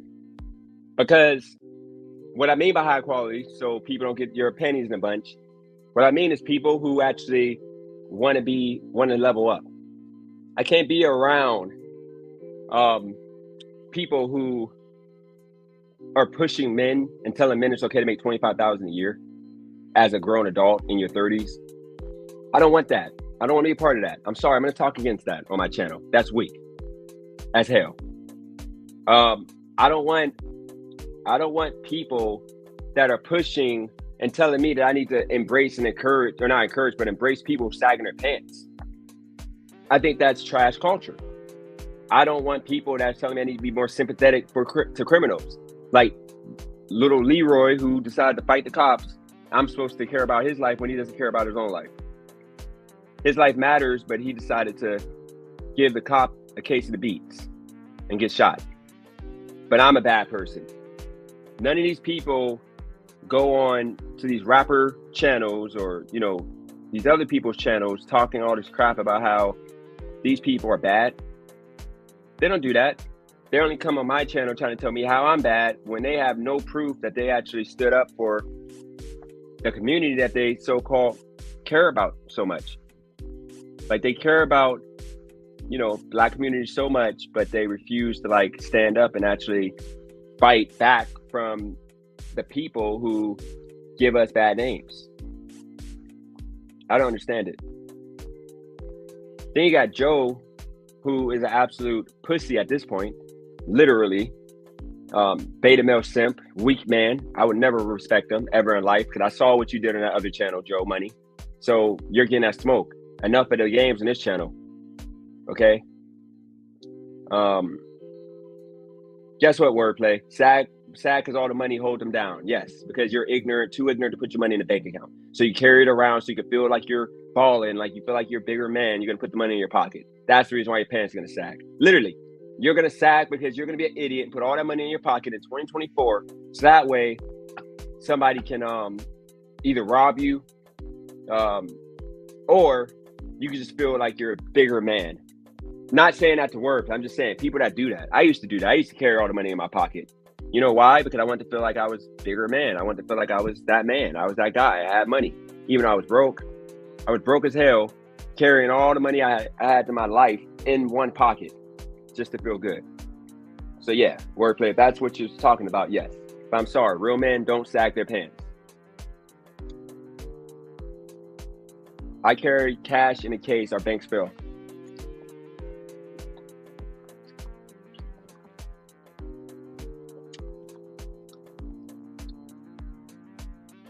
If the banks fail, having cash is the least of our problems.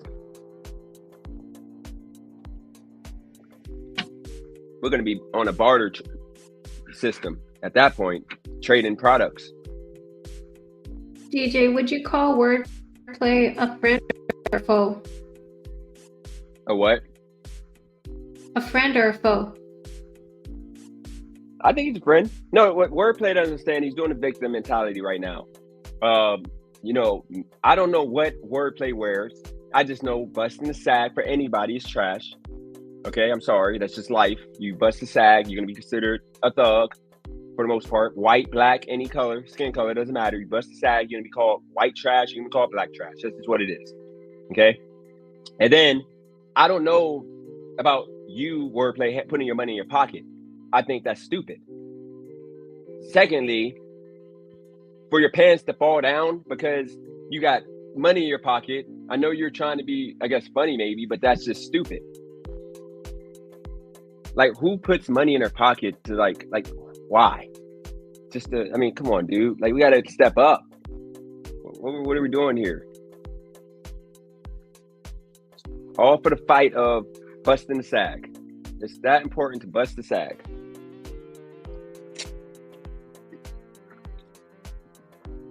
Do you think that people like to show off too much and say things like lie just to make themselves feel better or look better, but in reality they don't have shit and they probably live with their parents or something like that, or like live with their girl? Yep. I don't know, I'm just making stuff up. Like, say they say they have like a nice car and they really don't. Yeah, don't drive. I think so. Like, I think a lot of the times people don't want to live in the reality that they put themselves in. A lot of people ain't got it. And it's okay if you ain't got it. Just don't fake like you got it. Like, don't act like you got it. You ain't got it. It's no big deal. Just you know, do what you feel is best for you. But you ain't got to act like you're that guy. You're not that guy.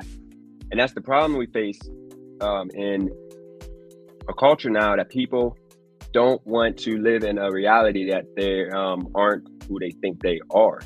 They're just a regular Joe Smo person, just like me. I don't think I'm better than you. I'm just like you. But, you know, people that just got that ego that they, you know, makes them feel like they need to, like, I guess, brag about what they got going on.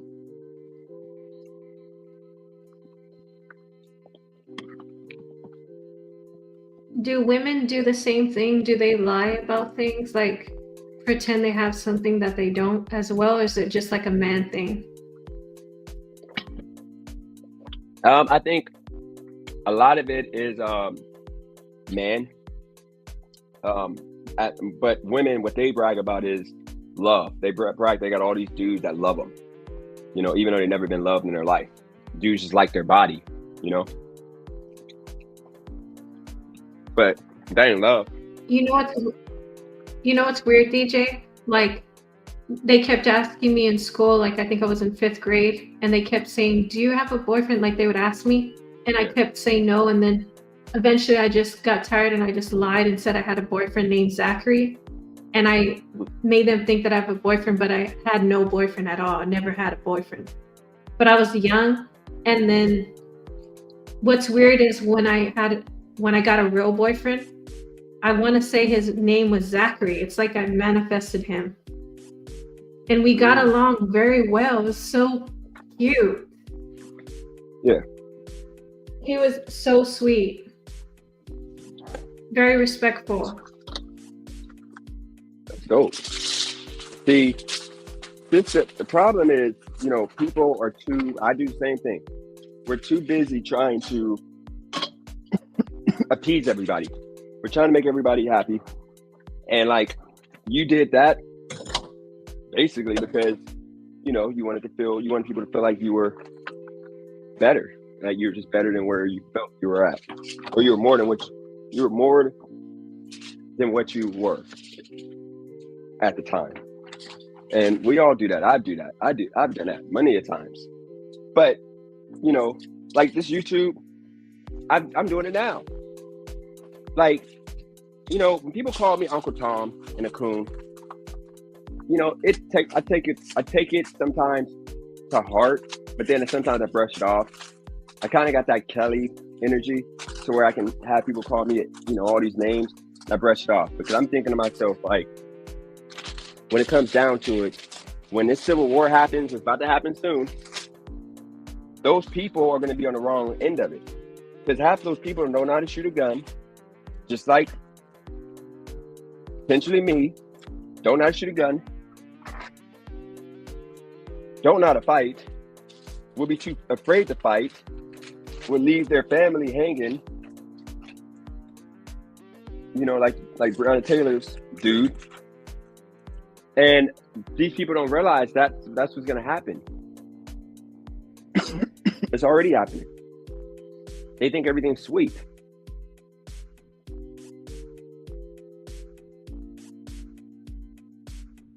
I just think that's making things bad, because people are just out of touch with reality.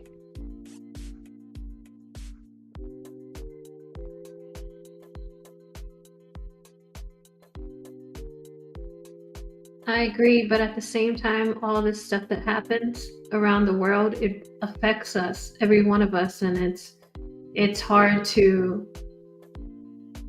figure anything out when you're just like dealing with everything. It's overwhelming at times. Yep.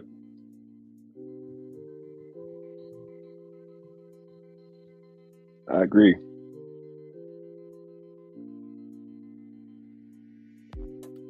So how do you handle stress, DJ? Like, what do you do to make like yourself happy again when you hit those lows? I just try to focus on things that are within my control. So I try to go play basketball, or I try to do something that I feel like can make me better, either YouTube or something. It's tough because, I can easily just go away from YouTube and not do YouTube. My life will actually be better. But at the same time, it's like I've built something, even though it's like up and down.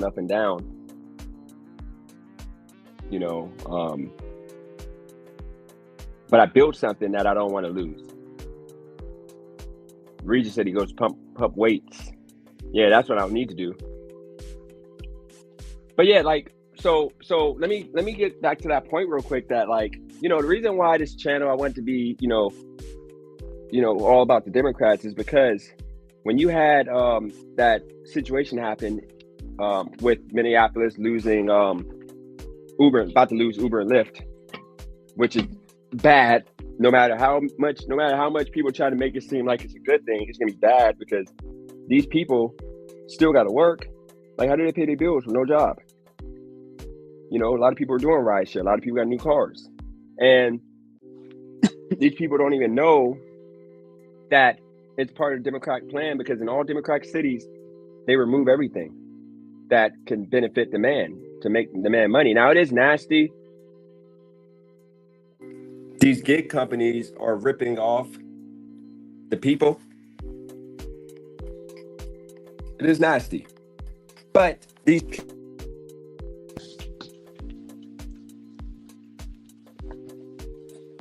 still should have the right to be ripped off. They should have the right to choose if they want to like slave for these companies. Because, like, for example, out in California, I just don't want to do rideshare anymore. But in reality, I'm doing school, I don't do rideshare. But if they ask me, would you do, like, should I go work at a Shurian or should I do rideshare? I would tell them to do Lyft and just do 40 hours a week, because you're gonna make the same amount of money. You make the same amount of money doing that than doing a Shurian, because of California being a state that they got to pay guaranteed hourly and mileage. So I'm pretty much getting $4 more. That's all I'm getting is $4 more per mile. I said per mile. I'm getting $4 more per hour. But overall, that $4 per hour, you gotta look at the value of that $4 per hour. Is it worth it to deal with, like I'm about to show up to this center and I might not have a job to do. So I might drive all the way here for no reason. And it's nothing I can do about it, because, like they might pull me into a stupid training. Like I gotta get coached. Like I did something wrong when I can't, I just can't get that stupid insurance sold.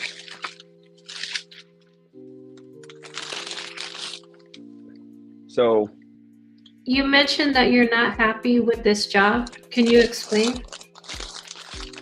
So overall, I'll be kind of brief with it. I ain't gonna stretch it too much, other than to say that the reason why is because this job, I thought that this company was all about delivering, but the reason why I'm fed up with it already is because it's unorganized. So I was supposed to have 2 weeks of training on Zoom. Then you're supposed to have 1 week of training in person, and then the following week you start your regular shift, your days. I didn't know that they got me scheduled for every single day this week, because I work from Monday to Friday, and then my off days are Tuesday and Thursday. So that means I got to work this weekend too. So I'm working a straight week, but that ain't even a big of a deal. It's just, if they're not giving me jobs, I'm wasting my time. It's like I'm paying them to train, because yes, they give me, $50. Then you got to factor in you got to pay taxes.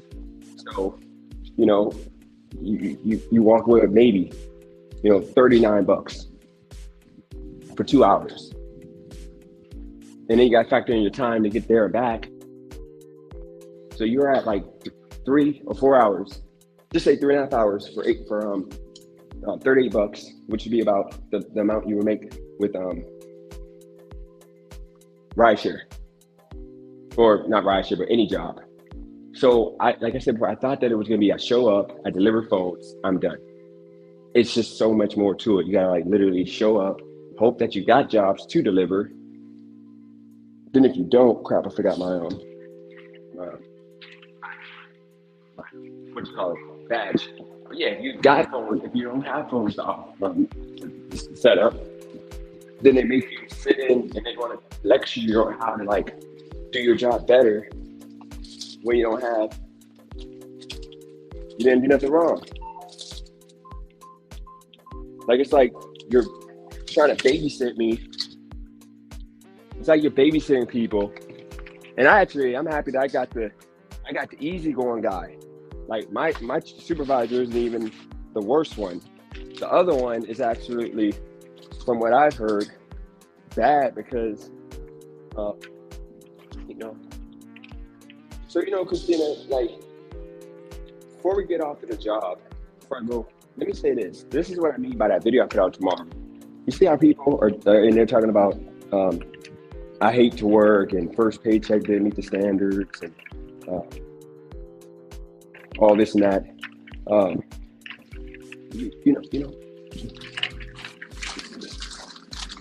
Sorry. Yeah, I see the comments.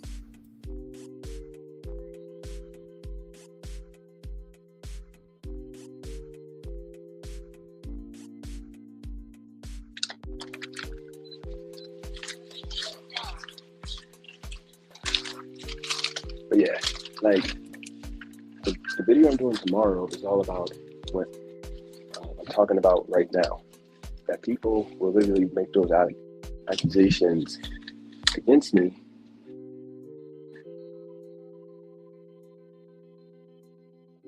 say that I'm literally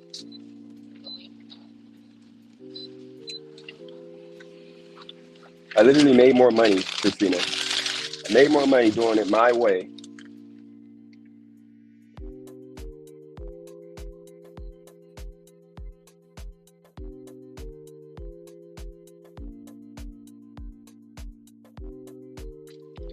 Made more money doing it my way. So it would take me 20 weeks. Hold on. I don't say half the stuff Joe and Razor said, but I get treated like them. Shit, you can't imagine if I called DJ broke, lazy, Joe. Wordplay. I don't like the only reason why like you can tell me wordplay for me to acknowledge it or not. You don't want me to acknowledge you, I won't. But wordplay, what are you talking about? I'm just telling you that you literally always try to find a way to like put a hole in whatever argument I'm making, even if it doesn't have any merit. You literally just said that most of the people on here got jobs. Like, you know that I'm a rideshare channel. Most of the people that I had at first were all rideshare drivers or people that are like, you know, living like the wild side, like to where we don't have like set jobs. So that's the reason why I said that's not true, because my channel was based around those individuals, those kind of people who literally chose this lifestyle instead of the lifestyle that would be more solid. So, oh God, oh no, I got it. I thought I forgot my other phone. So, you know, the video I do tomorrow is me telling the people that want to talk, because once again,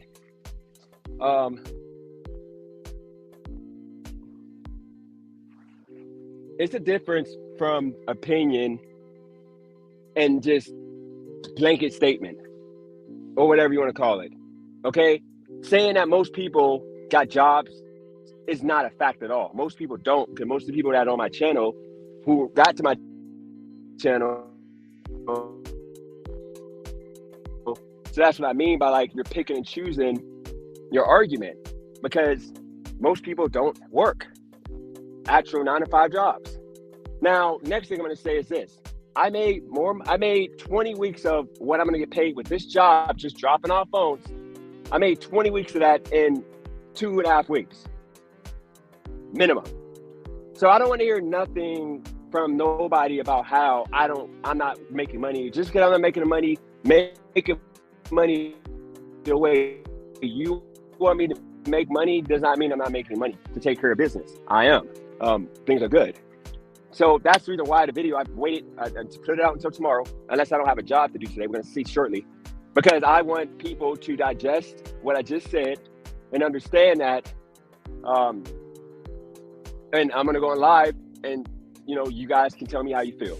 You could tell me how you feel. You could tell me if you think that I'm ignorant, if I'm like, I'm not going to run away from the smoke. I'm going to be there to take it all in. Okay. That's the reason why I wanted to wait until I'm available to do the live or to do the premiere, which is tomorrow. I'm setting it up for tomorrow, early tomorrow, because today I knew I wasn't going to be able to, because I had a lot of stuff going on last night. So yeah, that's where we're at. Okay. And I don't think it's that hard of a situation to understand.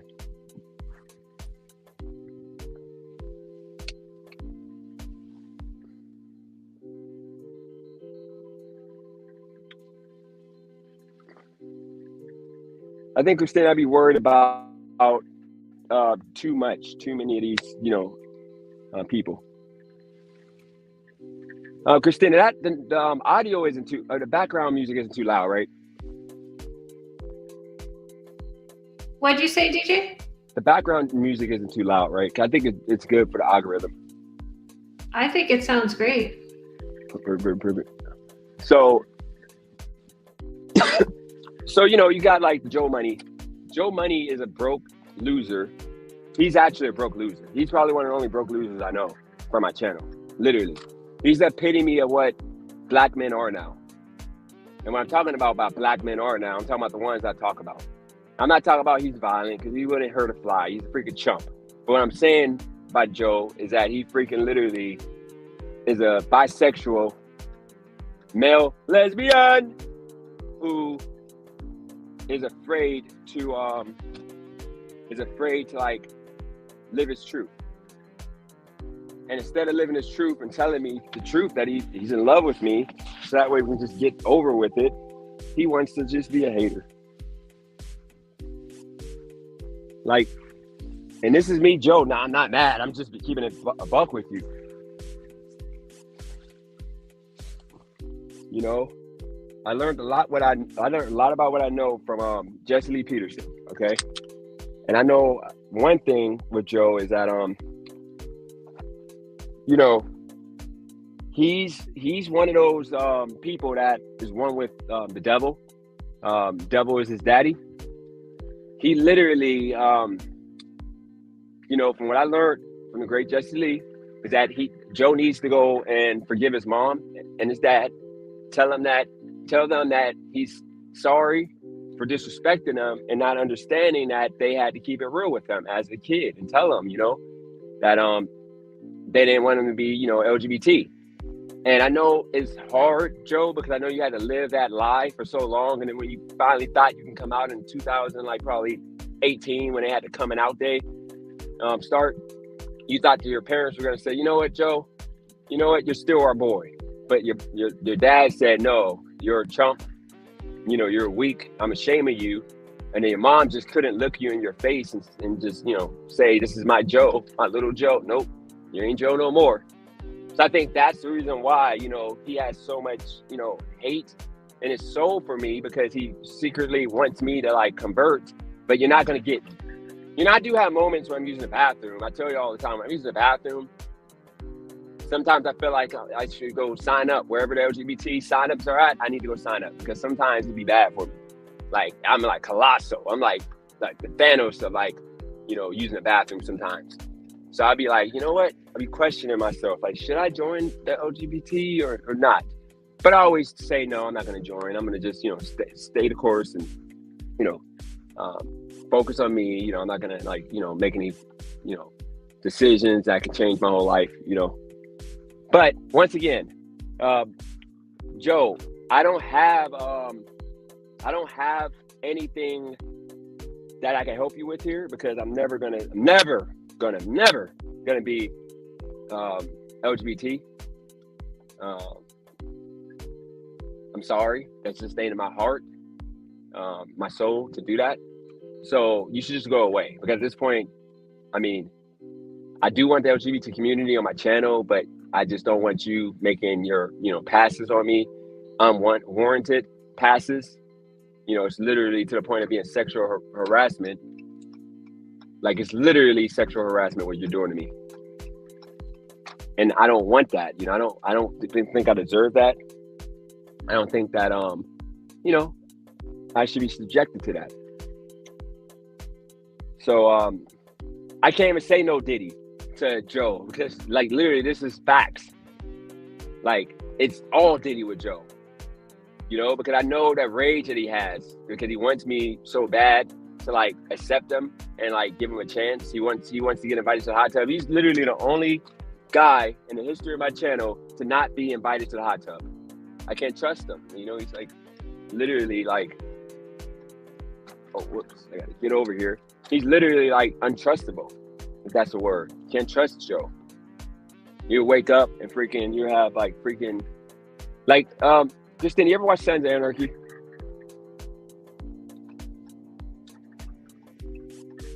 I haven't seen it yet. So I'm not gonna spoil it for you, but there's a lot of gay stuff on there that they don't show it, but like they insinuate. Like, it's uncomfortable. It makes me uncomfortable sometimes watching it.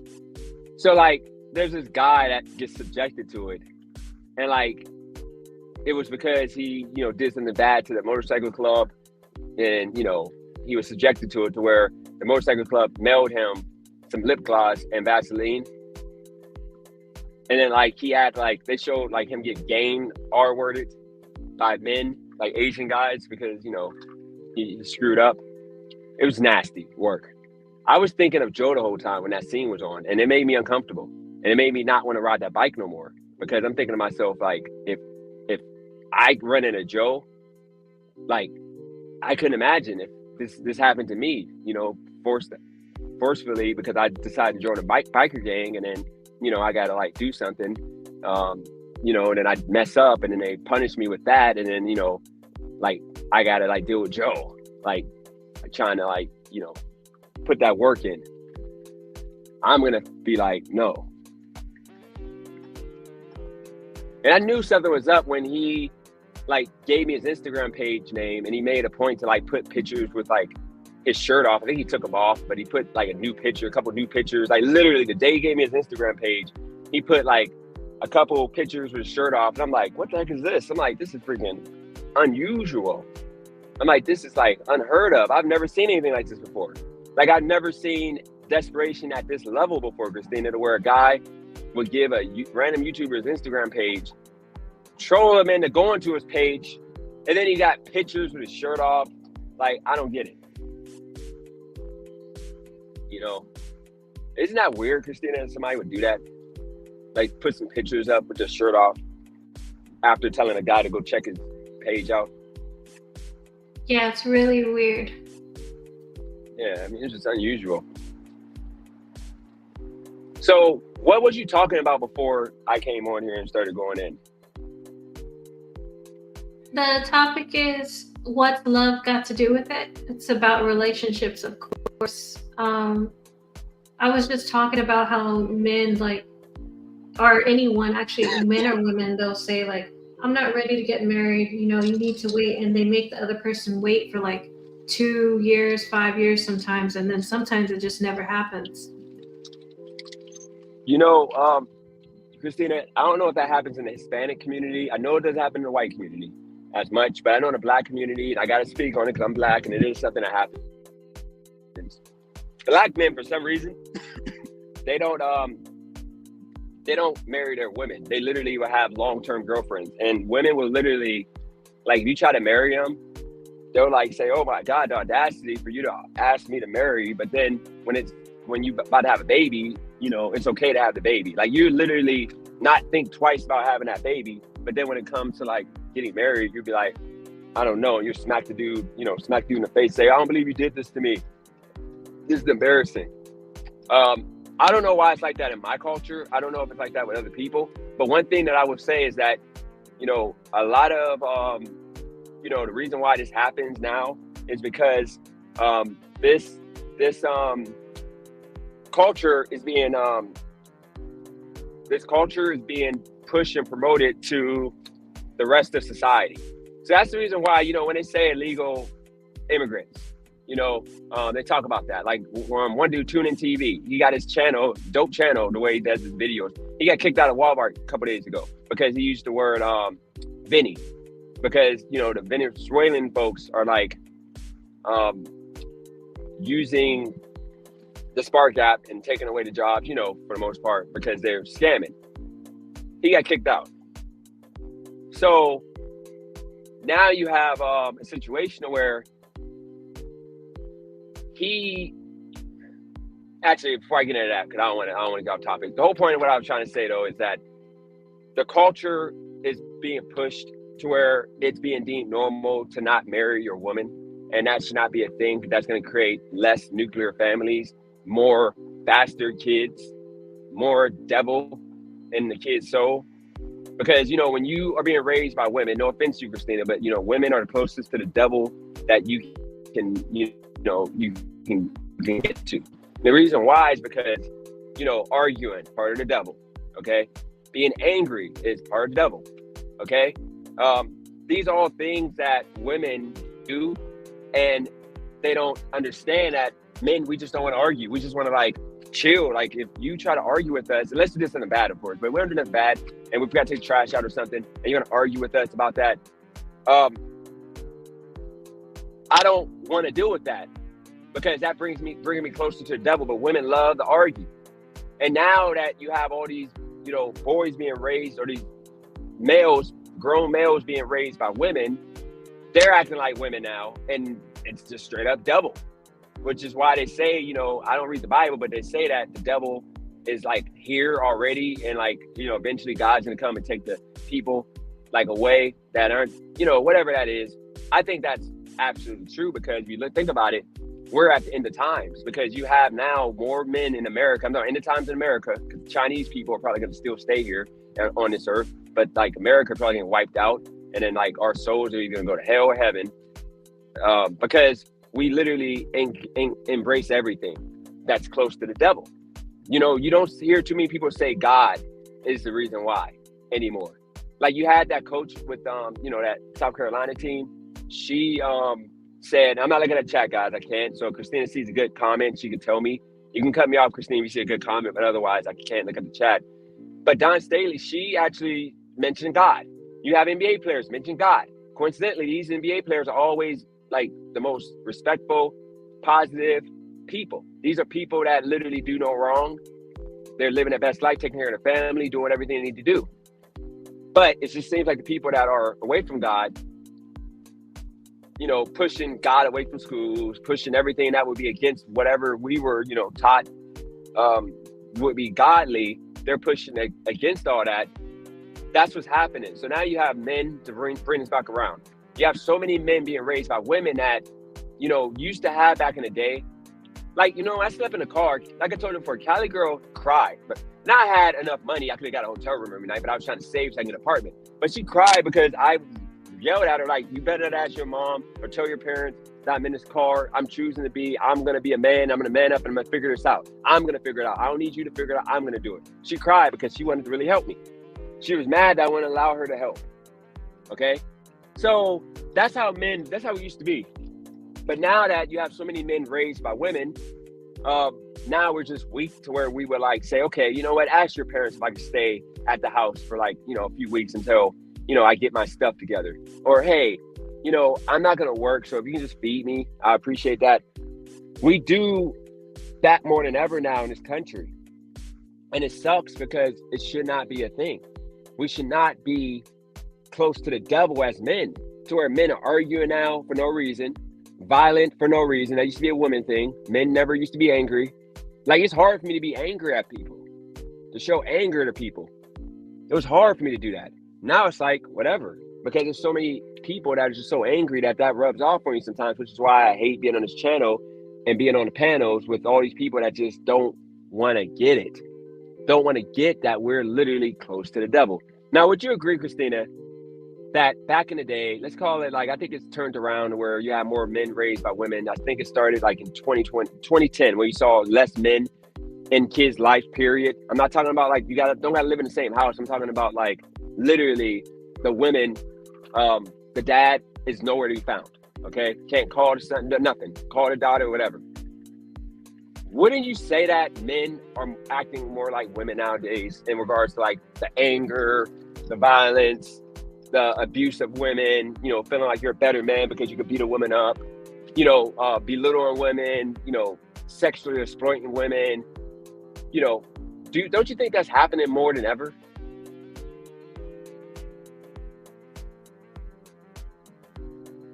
Or was it a thing back in the day? I don't know if Christina's still there, but Were you asking me something?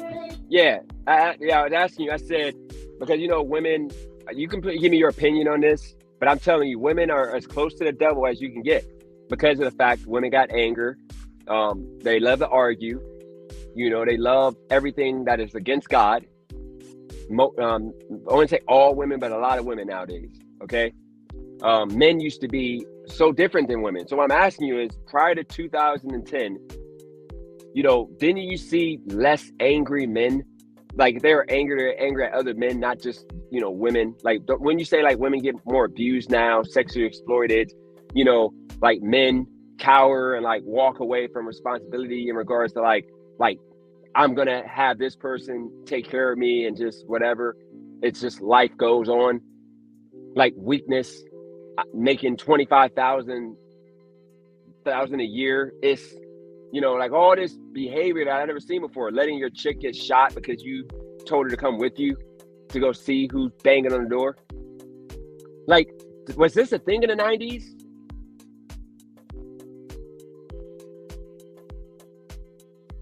With men? I'm not sure because I was born in 84. So I'm not sure what happened. I'm sure they had traditional values back then, but I don't know how it was set up. Like if it's totally different from now. I assume it is. I mean, 90s. You can do 90s. I'm just saying like 80, 90, because they're all really the same. You know, I mean, you had, you know, the same situation, both gender. I just saw more men. That's all I'm saying. I saw more men as leaders. Men, it was hard to make a man mad. You know, men wasn't whooping ass. Like it was like some type of, you know, control. Now there's no self-control. Yeah, I think the point I'm trying to make is women were the devil and men were like so against it. But now it's become men are more close to the devil than ever. And I just never understood. I never understood it.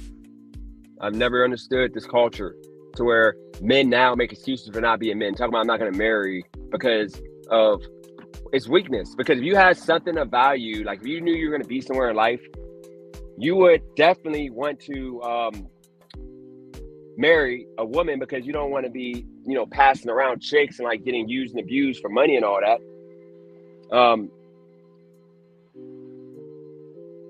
Do you think any of it is the way women are negatively impacting girls also? Yeah, that's absolutely true.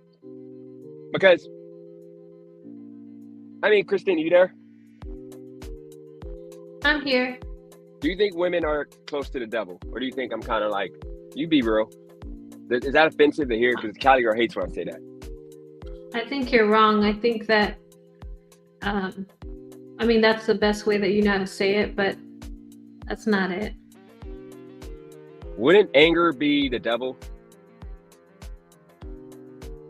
Not necessarily. You can be angry, but you just have to have self-control. It's okay to feel emotions, but you got to control yourself. But when you don't control yourself, that's the devil. That's the point. Like I'm talking about anger that becomes violence. Yeah, that would be going that direction. But I wouldn't call like women are the devil when, you know, or say men are the devil. I mean, that's a broad statement. I mean, didn't the devil argue? Like, doesn't he argue with people to make people be what they shouldn't be? Isn't that the fight that he puts up? I thought he just takes over.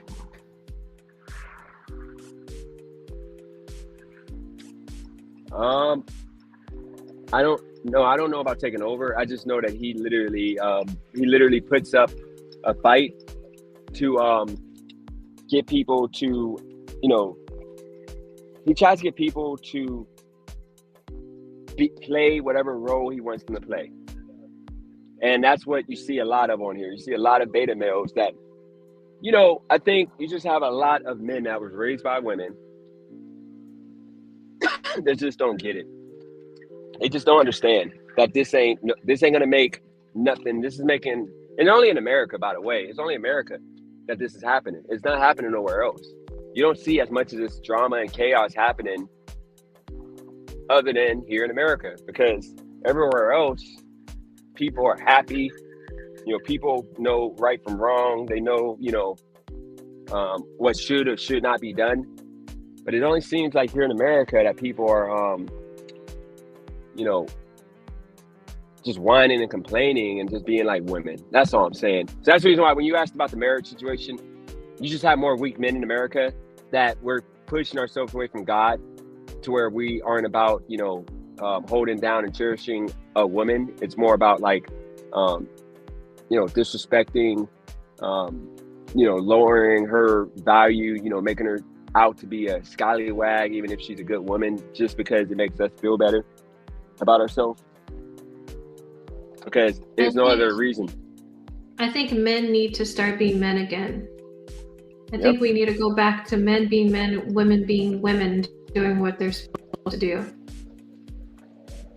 Yep, I agree. A lot of things are being changed. Like they want to do it their way. They want to change things totally different, have no traditional values, and just want to kind of be like take advantage of other people and no accountability.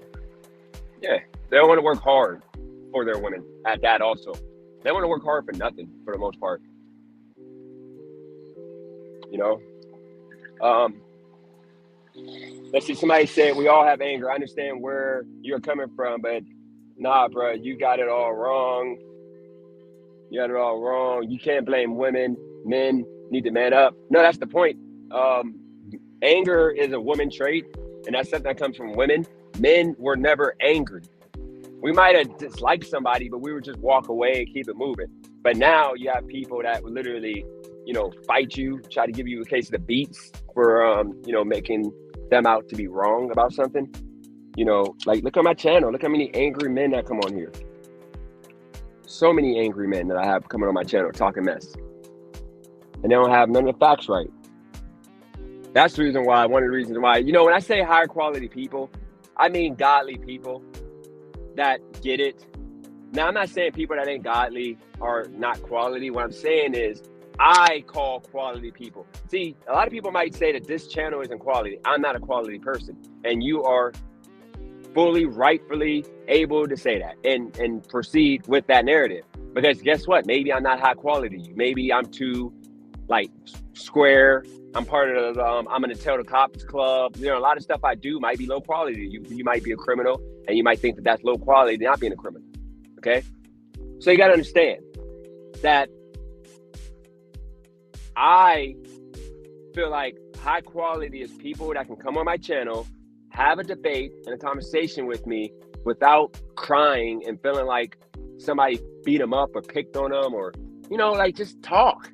Like, let's talk it out. Let's just have a conversation instead of, like, lying about the facts that's right in front of us. Like, instead of keeping it real and saying that this is what's going on, you know, you have people that would lie and say that this ain't going on just to appease and just to be, not to feel, you know, some kind of way. And I think it's just overall stupid. You know, instead of just being wrong, you fight it by acting like you're right. Just to, like, I guess, you know, not look inferior. And that ego needs to go away. You know, that's another thing that needs to go away, is that ego. You know, we got to, like, start, like, with me. If I'm wrong about something, I'm going to tell you guys for the most part I'm wrong. If I feel like I'm truly wrong. But if I feel like I'm right, I'm not going to cap and act like I'm, you know, I got it wrong. I'm going to just keep it going. I didn't say nothing. Hold on. I didn't say nothing about money makes you low quality. I said that you as a person, I want high quality people, not money wise. I don't care about the money. I'd be happy with 10,000 broke people on here if they were actually have a conversation without being in their feelings and always, you know, being angry about something. Always want to talk about how I'm an idiot for just believing what I believe in. You know, you got that situation happening with Lyft and Uber about to leave Minnesota because freaking the Democrats want to push minimum wage and like $3 per, I think $3 per mile or something crazy, like some number that's just unattainable. And the companies are going to leave. And people are happy about this, knowing that all these people are getting sacrificed. And this is only happening in Democratic states. So now those people, what do? All they want to do is work. Rideshare and gig work ultimately is not for us to do full time. Some of us tried to make it a full-time thing, but it's not a full-time job. It's not for us to do full-time. And we're trying to live that hope that we can do this full-time, and it's putting us in a bad situation. And that's all I'm saying. That we got to stop, you know, making up excuses and, you know, make it happen. You know, we're allowing people to make decisions for us, and most of these decisions are not the best decisions for us because those people are ruined right now. You know, and I don't know. What other stuff, Christina, you was talking about? And I know I'm about to go to work in a second. I'm about to jump off here in like 13 minutes. What other stuff you were talking about? I'm gonna get off too, because it's almost gonna be 3-hour mark. I don't want to go too long, but basically, I do have a question for you, DJ. Yep. Give me some smoke. I don't know if I've ever asked you this. I might have asked you this before, but do you think that men are the problem or women are the problem? You asked before, And I would always say to men, because men were supposed to be women being leaders, because of the fact men are defeated, beat up. We allow society to make us, to make us comfortable being inferior. And I think it's taking its toll on us.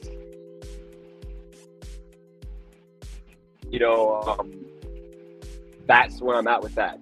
I'm hoping that, things change. But right now, I mean, that's all really I see.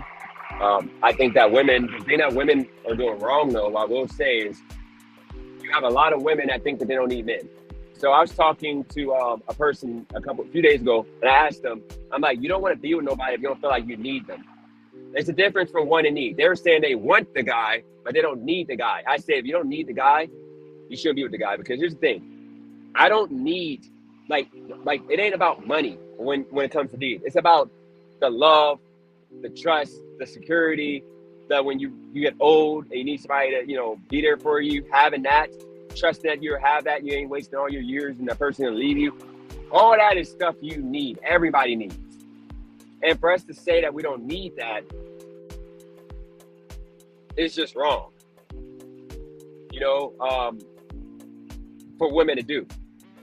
But the problem is men have become, beta males to where we're not leading women no more, to where women aren't comfortable knowing that that man is their leader.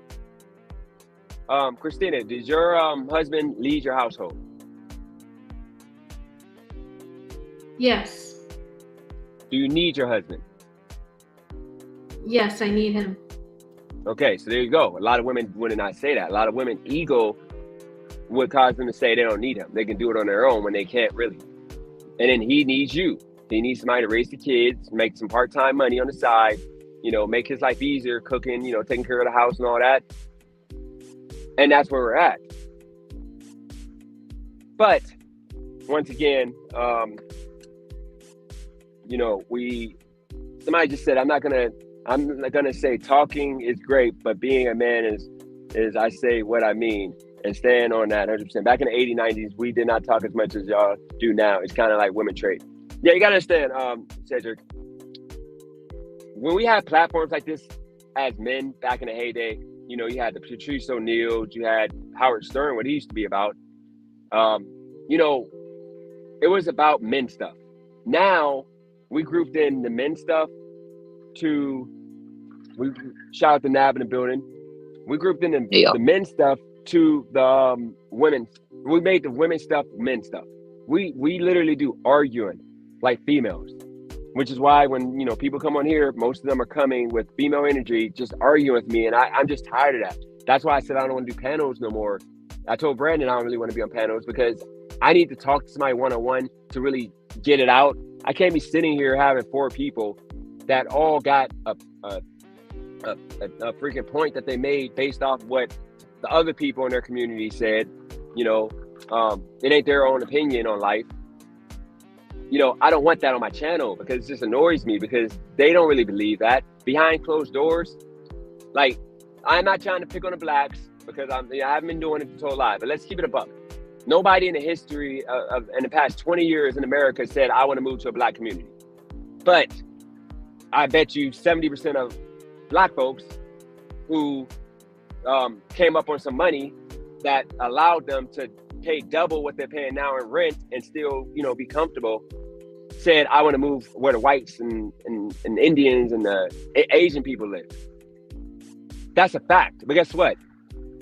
That black person come on my panel, they're not going to say that. They're going to say, oh no, violence happens everywhere. I don't care where I live at. I want to just live. No, if you got money, you can live anywhere you want to live. You're not living around blacks. And it is what it is. But now you got to break it down in is it the black culture or is it black people? And I tell people it's the culture. Because I'll live around all black people. Because right now in my complex, it's a lot of black people. But the culture that these people engage in is respectful. But it was crazy this past weekend. I got a little bit more time now, so I'll let you go.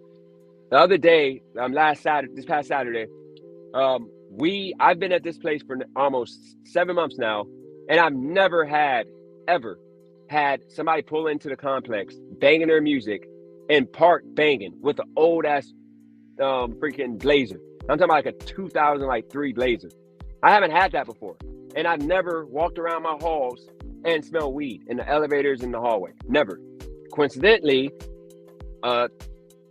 person in, I'm sorry, the black culture that I call trash, but it ain't all, of course, it's just this culture, they moved in. Cali girls trying to justify, like, oh, you know, you can't say that, you don't know what's going on, blah, blah, blah. They're the nicest people. I'm like, dude, we literally had no weed smelling in the freaking hallways. Yes, people smoke, but it ain't in the hallways lingering when you got kids walking around. You know, we didn't have people banging this trap, ignorant music in our garage like we're at a trap house. Like, literally, I felt unsafe. I'm sorry. Even though I'm in my building, because there was literally a line of freaking old freaking hood cars. You know what the hood cars look like, you know, the fake rims and all that stupid, or rims, you know, stupid rims, all that stupid stuff, parked all around the entrance of the building, because this person just moved in a few weeks ago, deciding to throw a party every week. And I think they're probably throwing parties and charging people to get in. And now they're gonna have to go through eviction. We're gonna have to go through a whole eviction situation and get that person kicked out. Because of the fact, nobody wants that. Like, that music was blasting until like 3 in the morning. It's 3 in the morning, that music was still pounding. And they were probably on like 2 floors above me, but you can still hear the music. Smell weed, cars banging the music downstairs, me mugging me while I'm going to Cali girl's car to grab something. I got these people me mugging like they own the place, like I'm in their hood. No, you're in this controlled space that have cameras all around. Put that freaking ghetto look, freaking energy, put that to bed. I don't got time for that. I'm trying to feel safe. I'm trying to be secure. But that's what I mean by the wrong people moving into your community. That's why it matters. It's the cultures, not the people, because there's a lot of black people there that don't do anything other than live. They're great neighbors. I say, hey, what's up to them every day. A lot of black folks. But the one trash folk you got that behaves in the you know, trash culture, whatever you want to call it, culture, trash, you know, that part of the culture, of course. And I'm gonna wrap that up by saying the banging on the music in a parking garage, 2 o'clock, 1 o'clock, whatever it was, weed all over the building smelling, people that don't live there, don't belong there, walking around the halls, cars lined up where they weren't supposed to be parked, where it made it hard for people to get in and out, cussing, people going to the pet park and people going to the pet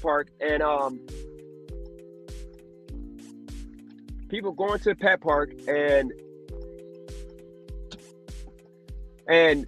opening that door and banging it, like, you know, pretty much you're supposed to open a door and then you're supposed to open a door and then you walk away. I mean, you open the door and you shut it, like if you're going to sneak out, because you're not supposed to be out there past 10. But if you're going to sneak and be out there, you're supposed to like shut the door. That way, you know, it doesn't make a lot of noise. But these people, nope, no care, no respect. They just let the door shut on its own. And then it makes this loud pop. So that's the reason why I say that, like, I don't want that. And that's just started the past 2 weeks. It wasn't like this before. And I noticed it last weekend, but I didn't say nothing. I'm just thinking it's a one-off thing. But then it happened this weekend, and I saw the culprits of people. And this ain't a party frat house that I'm living at. This is like high class. But go for it. Y'all are spot on. I just want to say that. Appreciate that. Thank you, Nab. But going back to the question, I already know the answer that you is, do you think women or men are the problem? All right, you're talking about problem like in a relationship? Yeah, like difficult. Well, of course, it's the woman, of course. So the reason why I say that is because if you ask a man, what does he want? He just wants, you know, a woman to cook for him, clean the house, don't argue. If you ask a woman, what do you look for in a man? They're going to list like 20 different things. So when I say problem, I don't mean like there's something wrong with them. I just mean problem like, you know, they want more. You know what I'm saying? Do you think they want too much? Dang. Okay, no. They don't want too much. This is the thing. It's nature, right? If you ask them, what do you want from a man? They're gonna say, he got to be this height, got to make this much money, got to be this religion. It's gonna be like 20 different things. I mean, do they want too much? I mean, I guess no. They all want a lot. That's all I'm gonna say. But those are just her standards. Like, she might meet a guy that checks off all those boxes. So you're already the guy that she wants automatically because you have all those things. But what I'm asking is, do you think they're too complicated? Like, they just make life more difficult than it should be? Well, of course. I mean, what is that not the case, Christina? No, I'm asking you from your perspective. What do you Okay, think? I don't mean, think that they're asking for much. I think that it's fine. Like, you either have it or you don't. Okay, that's fair. But even if a woman gets everything she wants, she got a guy, he's this height, makes this much money, she's still gonna complain every day. Are they not? What if she doesn't complain? What if she's easygoing and she's more like your best friend and you guys can actually communicate? What if it works out that? Yeah, I mean, that's great. But I mean, okay, now can I ask you, I don't know if you answered already, Christina, who is more, who causes more problems? I hear women cause a lot of problems. That's why I'm curious from a man's perspective. But on my end, I feel like the men cause a headache. What? You're kidding. We don't cause no. We will sit in a corner and shut up. We won't say a word. Just feed us and pleasure us, and that's it, ain't it? It's not that serious. Because what about if you have a man that's really controlling?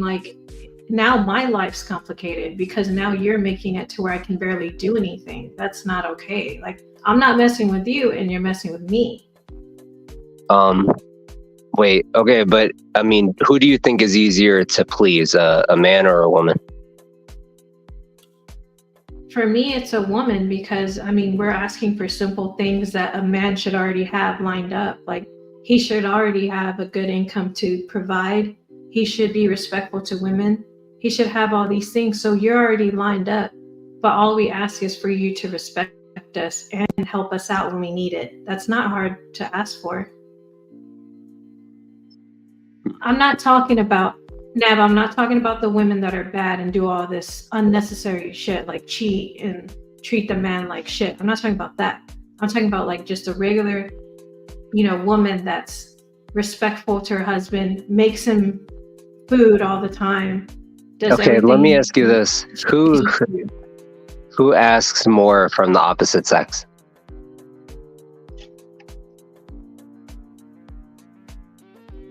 I don't know.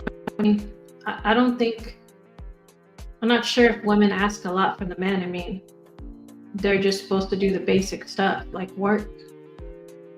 So, what do you mean? Can you give me an example? Okay, so if I were to say, the things that a man expects from a woman versus the things, whose side is that?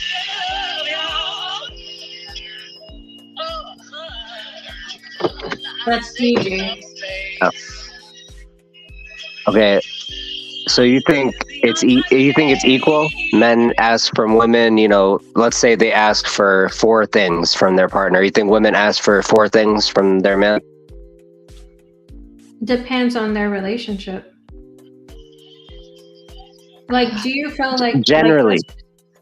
Let's just take your relationship, for example. Do you feel like she's asking you for more than you can give? Or do you feel like it's fine? It's not a problem. No problems here. Okay, so it varies on each relationship. Yeah, but this is the thing. We don't live in a world where it's what's the world population again, Christina? I don't know. I don't know if it's 5 billion. I don't know. All right, let's just go with 5 billion. There's not 5 billion unique, situations and scenarios. We can talk generally speaking, there's a lot of similarities, right? Yeah. But okay, go ahead. I can't say definitely that's what goes on in a household because I don't know what's going on with their situation. So for me to say Oh, I know for a Hey, fact that I'm this hey, happens. Dennis, sorry. Okay, bye, DJ. Have a good day. oh, you gotta go now? So, No, I was just saying, No, go I'm ahead. still that's why I don't want to here. really I'm say listening. that because I'm still listening, but I gotta like listen to this stupid huddle crap. So I'm just sitting here okay, listening to y'all. But y'all go ahead. I'll butt in Okay. as I can. All right. okay.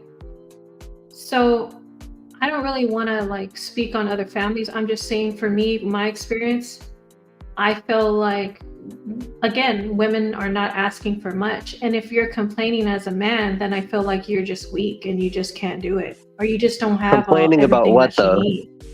Complaining about what? Like if you think that she's asking for too much, like if she says, "Hey, I need you to go to the store for me because I don't have time," and you say, "Why do I have to do it? Why can't you do it?" And then you complain, that's weak. Like just do like what I ask you to do so you can help me out. We're supposed to work together. And Okay, I feel like too there's a lot of like that's too unique. That's too unique of an example because my response would be if the man's paying all the bills, why can't she go to the grocery store? but what if she's busy doing something else or she has to go to work? Okay, sure, yeah, he should go, or order grocery delivery, one or the other. Sure. Well, why does he have to complain and bitch about it? Like just like you can help me out and you can do it. No, hell Don't no. And a real man doesn't complain. Either he does it or he doesn't.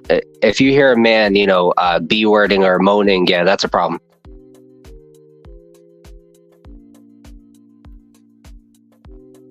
I've just had personal experiences where I ask simple things and they cannot be done.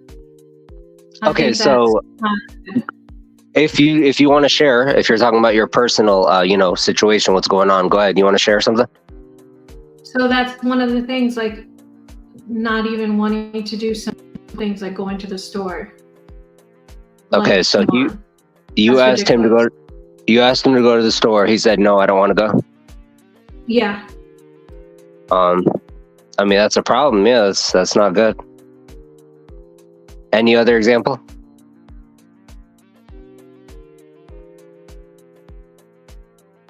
Oh, also, do you do everything he asks you to do? Oh yeah, actually. All right, So that's good. like another example is like if I even say anything, it's a problem. Like you're just bitching. If you say anything, like what? If I say like, why can't you clean up this area right here? Like how come there's still stuff from earlier? What does he say when you say that? I'll get to it when I get to it. What in the world? Nah. Have y'all, if you don't mind me asking, y'all ever went to any person that can mediate, like help y'all relationship out? No. Okay, well, why not? That's what I want. Okay, but I'm guessing he doesn't want to. Yep. Hmm. That's the problem. Well, either way, y'all are still together, so I mean, I respect you for trying to, work it out. Thank you. I'm not saying that it's perfect, but I try to work through it and I just want it to be easier, I feel you. But we all have to remember, right, that there's no such thing as a easy relationship, whether it's boyfriend, girlfriend, husband, wife, friendship, brother, sister, mom, dad, any relationship, every relationship takes work. Yeah, but it's not good when the other person makes it more difficult for you. I agree. When everything is going right, but that's the only thing.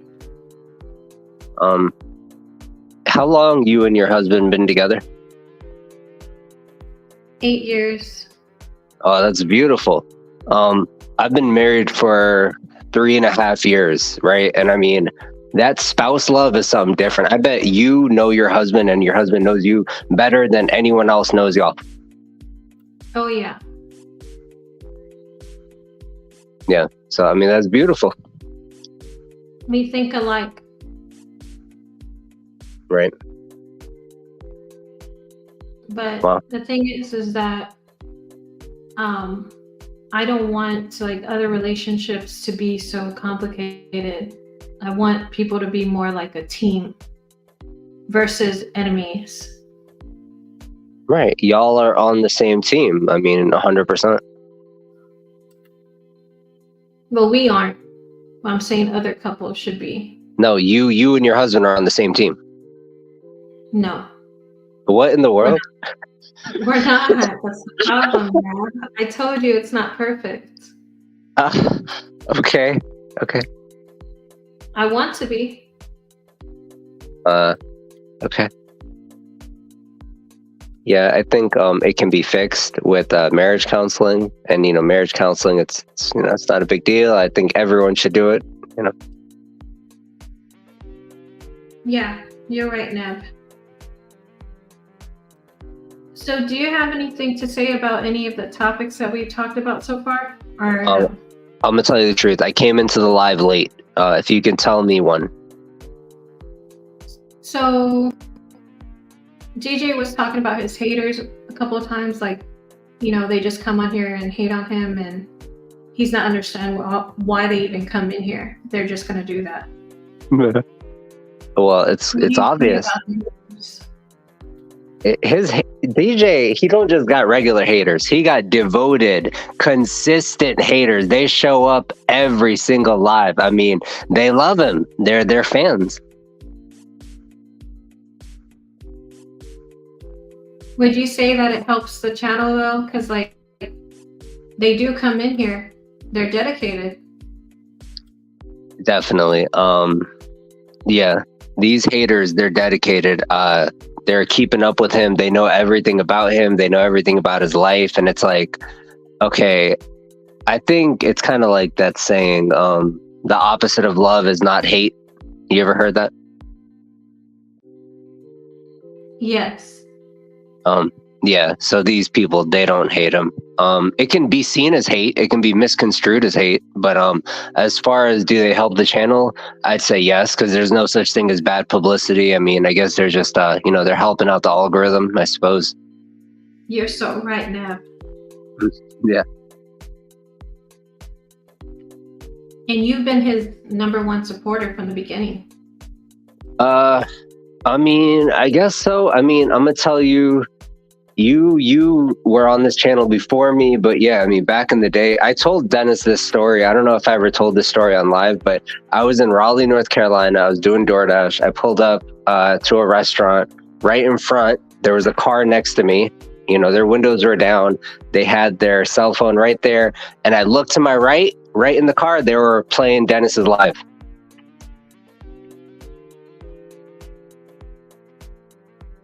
Are you kidding me?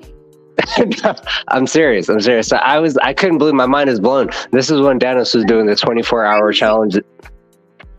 Yeah, I was like, wow, this is a small world. But I mean, that's just, anyways, I just say that. But yeah, I've been a big fan of Dennis. I mean, I don't know. His videos are great, very inspiring.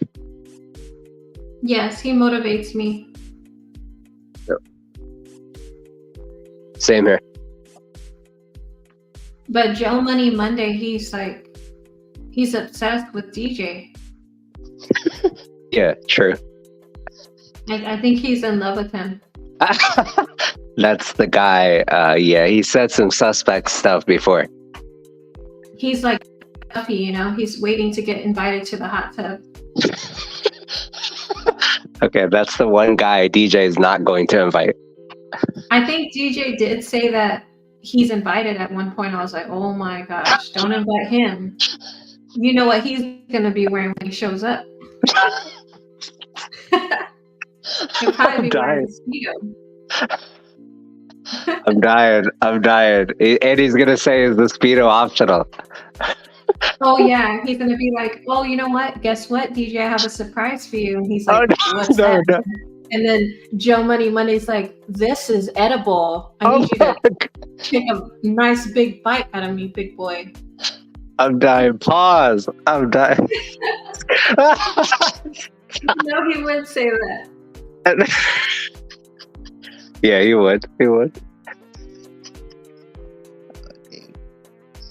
He said a lot of things in the past. I don't know why he doesn't say that, like, he doesn't talk much about it anymore. I think he's trying to hide it, but he said so many things about DJ. I know. Oh wait, hold up. Is he in the chat right now? He's in the chat right now, but he slowed down on talking about DJ and what he wants to do with him and feet pictures. No, for real. Because I used to time him out when he went like too much suspect stuff. I timed him out, but he don't talk like that anymore. I know. I don't know what happened. I think he started hating. Like he started being a hater now. So he changed. He's like not attracted to him anymore. Stop. Joe Money Monday. Did you stop being attracted to DJ? What is it? You got mad because he's not riding his bike anymore, and that was sexy to you? I'm dying. Now, Nab. Yes. What do you think about Kelly? All right. Like, honestly. All right. I'm gonna start by saying I think Kelly is misunderstood. Why don't you say that about me? Christina, all right, I'm gonna say this about you. You're the best moderator. You're the best member of this entire channel. Thank you. I appreciate that. But Absolutely. back to Kelly. To Kelly, what do you think she's misunderstood as far as like people take her what she says out of like context? All right. So all right, this is what we know about Kelly. She makes $80K a year. She barely works, does Instacart 3 days a week. She owns multiple houses. She travels around the country freely. Okay, so it's very vague and strange. And she could just be a big capper, right? Yeah, but she did show proof to DJ of her income. So he said she's not lying about the money. Oh, snap. That's wild. Okay. She needs to do some more. She needs to do more super chats. But I do like Kelly. I don't know why you guys think I don't like her. I like her as a person. At first, I was like, this girl's crazy, you know? But she really grew on me. Like, after a while, like, I start to like the way she talks. She laughs a lot. She giggles a lot. And I'm like, what the heck? But she has a lot of good points. So I don't know why you guys think I'm a hater. I was a hater in the past, but I'm not anymore. I actually like Kelly. There we go. I like to hear that, Christina, because yes, I like Kelly. At first, she got on my nerves. I did not like her. But now, yeah, I think she's all right. She's a good member of this channel. Oh, and hold up. Maverick said Kelly seems like a prominent black woman. Trust me, Maverick, she'll be glad you said that.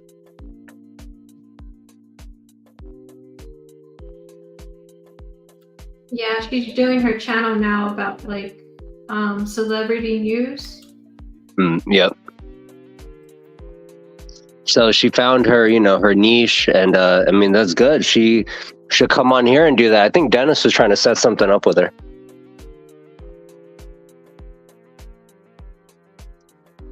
Yeah, and she seems like she's happy. Yep. Like in general. Now I'm curious. She's still, the only problem I still have with her is that she still does hate on men, like specifically black men, which I don't like that, because I feel like you're putting men down in general because you're making them look bad by saying these things. Like, why do they get mad if we say, if they can make 100K and they're the only ones that get mad? It's like, oh, wait a minute. Sorry, Christina. Joe Money Monday says, Christina, are you jealous of Cali Girl? Tell the truth. Heck no. I know that Dennis is in love with Cali Girl. So why would I even be jealous of her at all? Very strange question. I mean, I'm really happy for them. Like, if they found each other and they're in love, I mean, that's great. There's nothing to be jealous about that. If anything, it's more like happiness. Man, Joe Money, he's just trolling. I shouldn't have even read that. That's nonsense. But yeah, I mean, back they to always say that.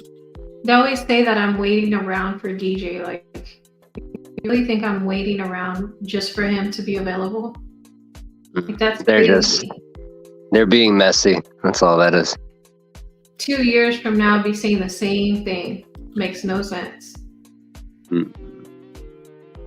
But yeah, Kelly, she definitely says a lot of bad stuff about black men. And thank you for reminding me that. You know what? I kind of hate her all over again.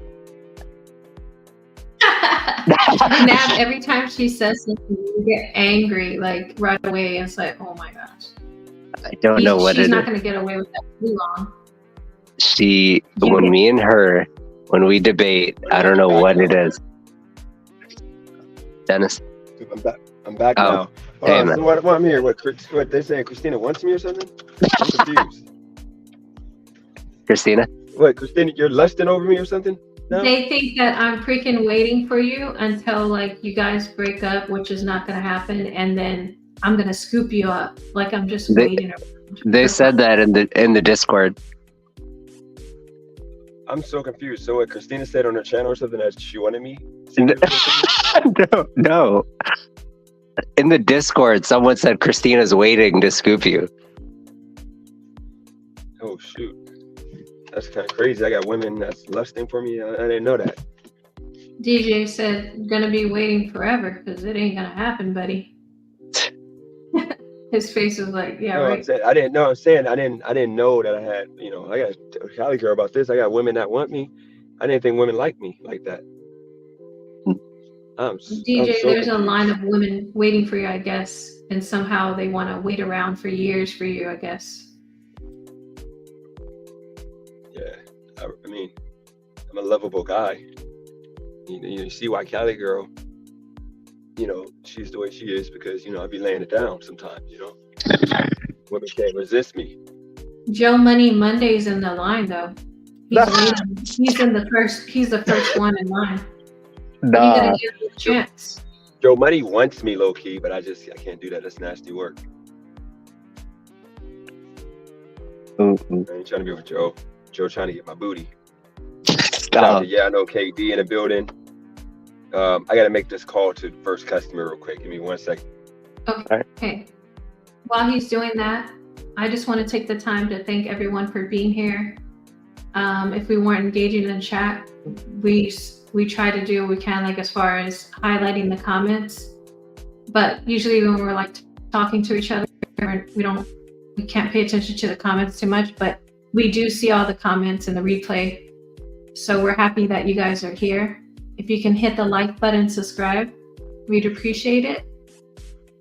And Nab, do you want to say anything? Any last words? Because we're about to cut this in like less than 10 minutes. Oh, okay. Well, no, just, thanks everybody for being here. Like and subscribe.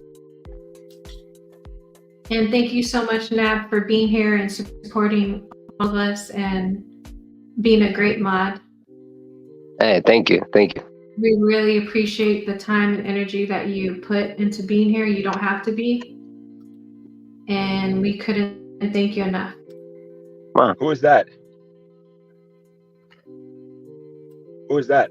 Well, she was complimenting me. Oh, you? Oh, okay. Yes. Oh, I didn't hear it. I came on, I thought she was talking about Joe or somebody. I'm like, what the heck? What the heck? What the? We're going to cut the live in 7 minutes, DJ. Why?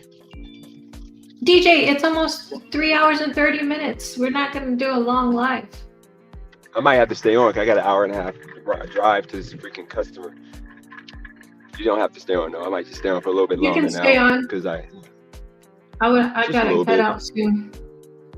Oh, yeah, no, you're fine. No, I might end it and just come back on. That way it could be another live. That way it won't be. So all I'm saying is this, okay? Now, I don't know if you saw the point I was saying when I say I want high quality people. I want to engage with high quality people. I wasn't saying that the people who are on my channel are low quality. What I'm saying is, the the culture. For example, you know, that person I just talked about that moved into place and they now having parties, bringing the hood. Like I left the hood. I'm not trying to pay all this money to be back in the hood. So that's a low quality person in my eyes. But they might deem me to be a low quality person. So that's the reason why I tell people it just depends on you. You know, it depends on you because, you know.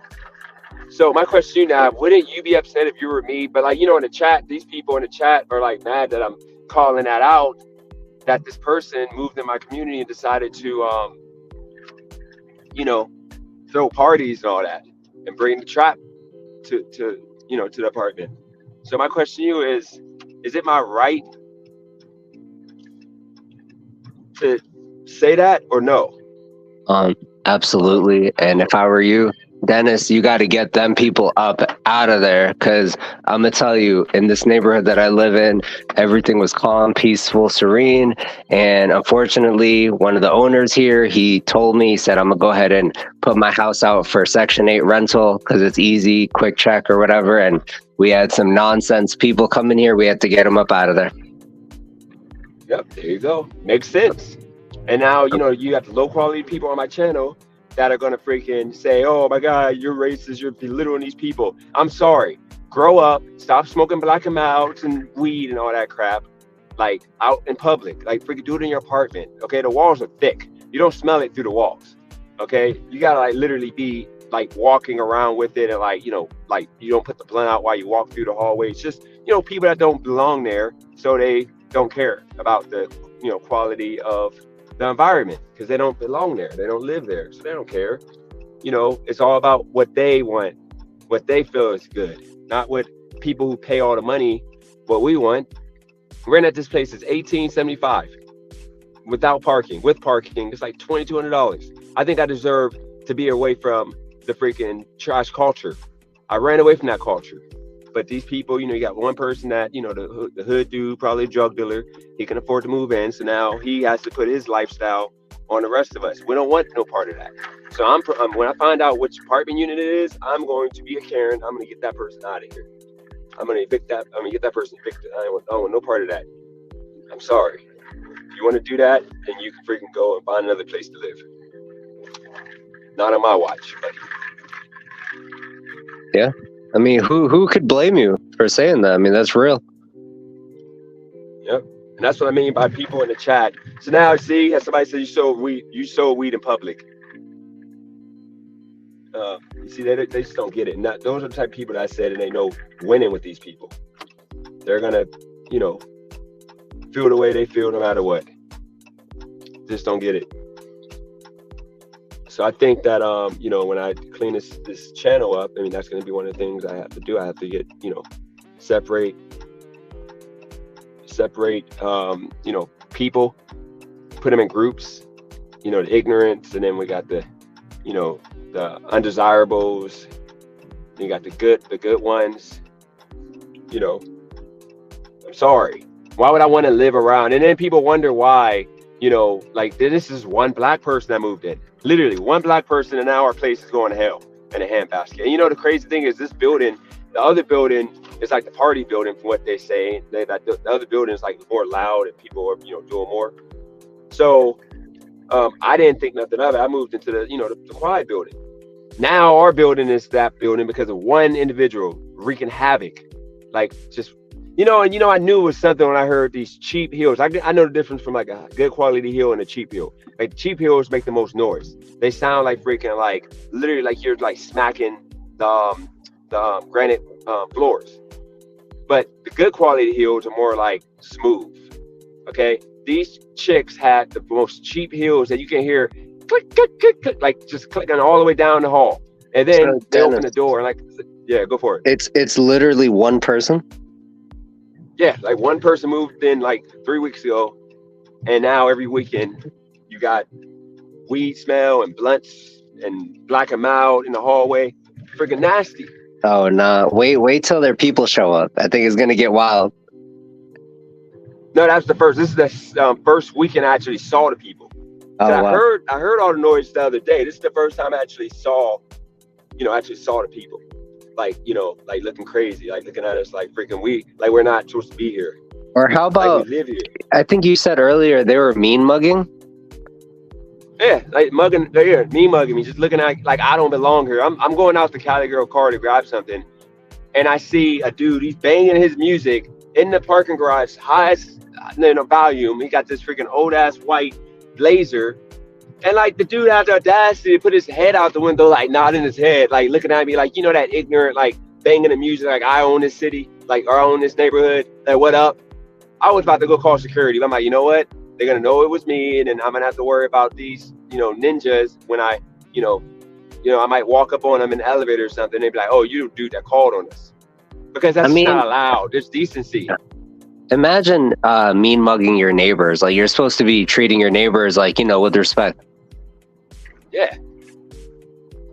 Like, is it too much to ask for an app to not bang your music in the parking garage at 2 a.m.? Actually, that's my number one biggest pet peeve. People that play loud music late at night. I really hate that. Yeah. Like, I just don't get it.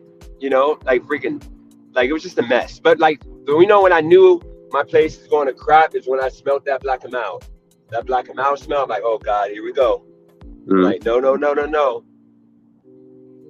That black and mild was freaking disgusting. I'm like, oh hell no. Dang. What can we do? What can we do? Because if I go and protest that, they're gonna call me a racist. I have the audacity to live in a nice community. No, definitely start reporting them, man. If I were you, that's what I would do. Yeah, that's what I have to do. Because that's just bad.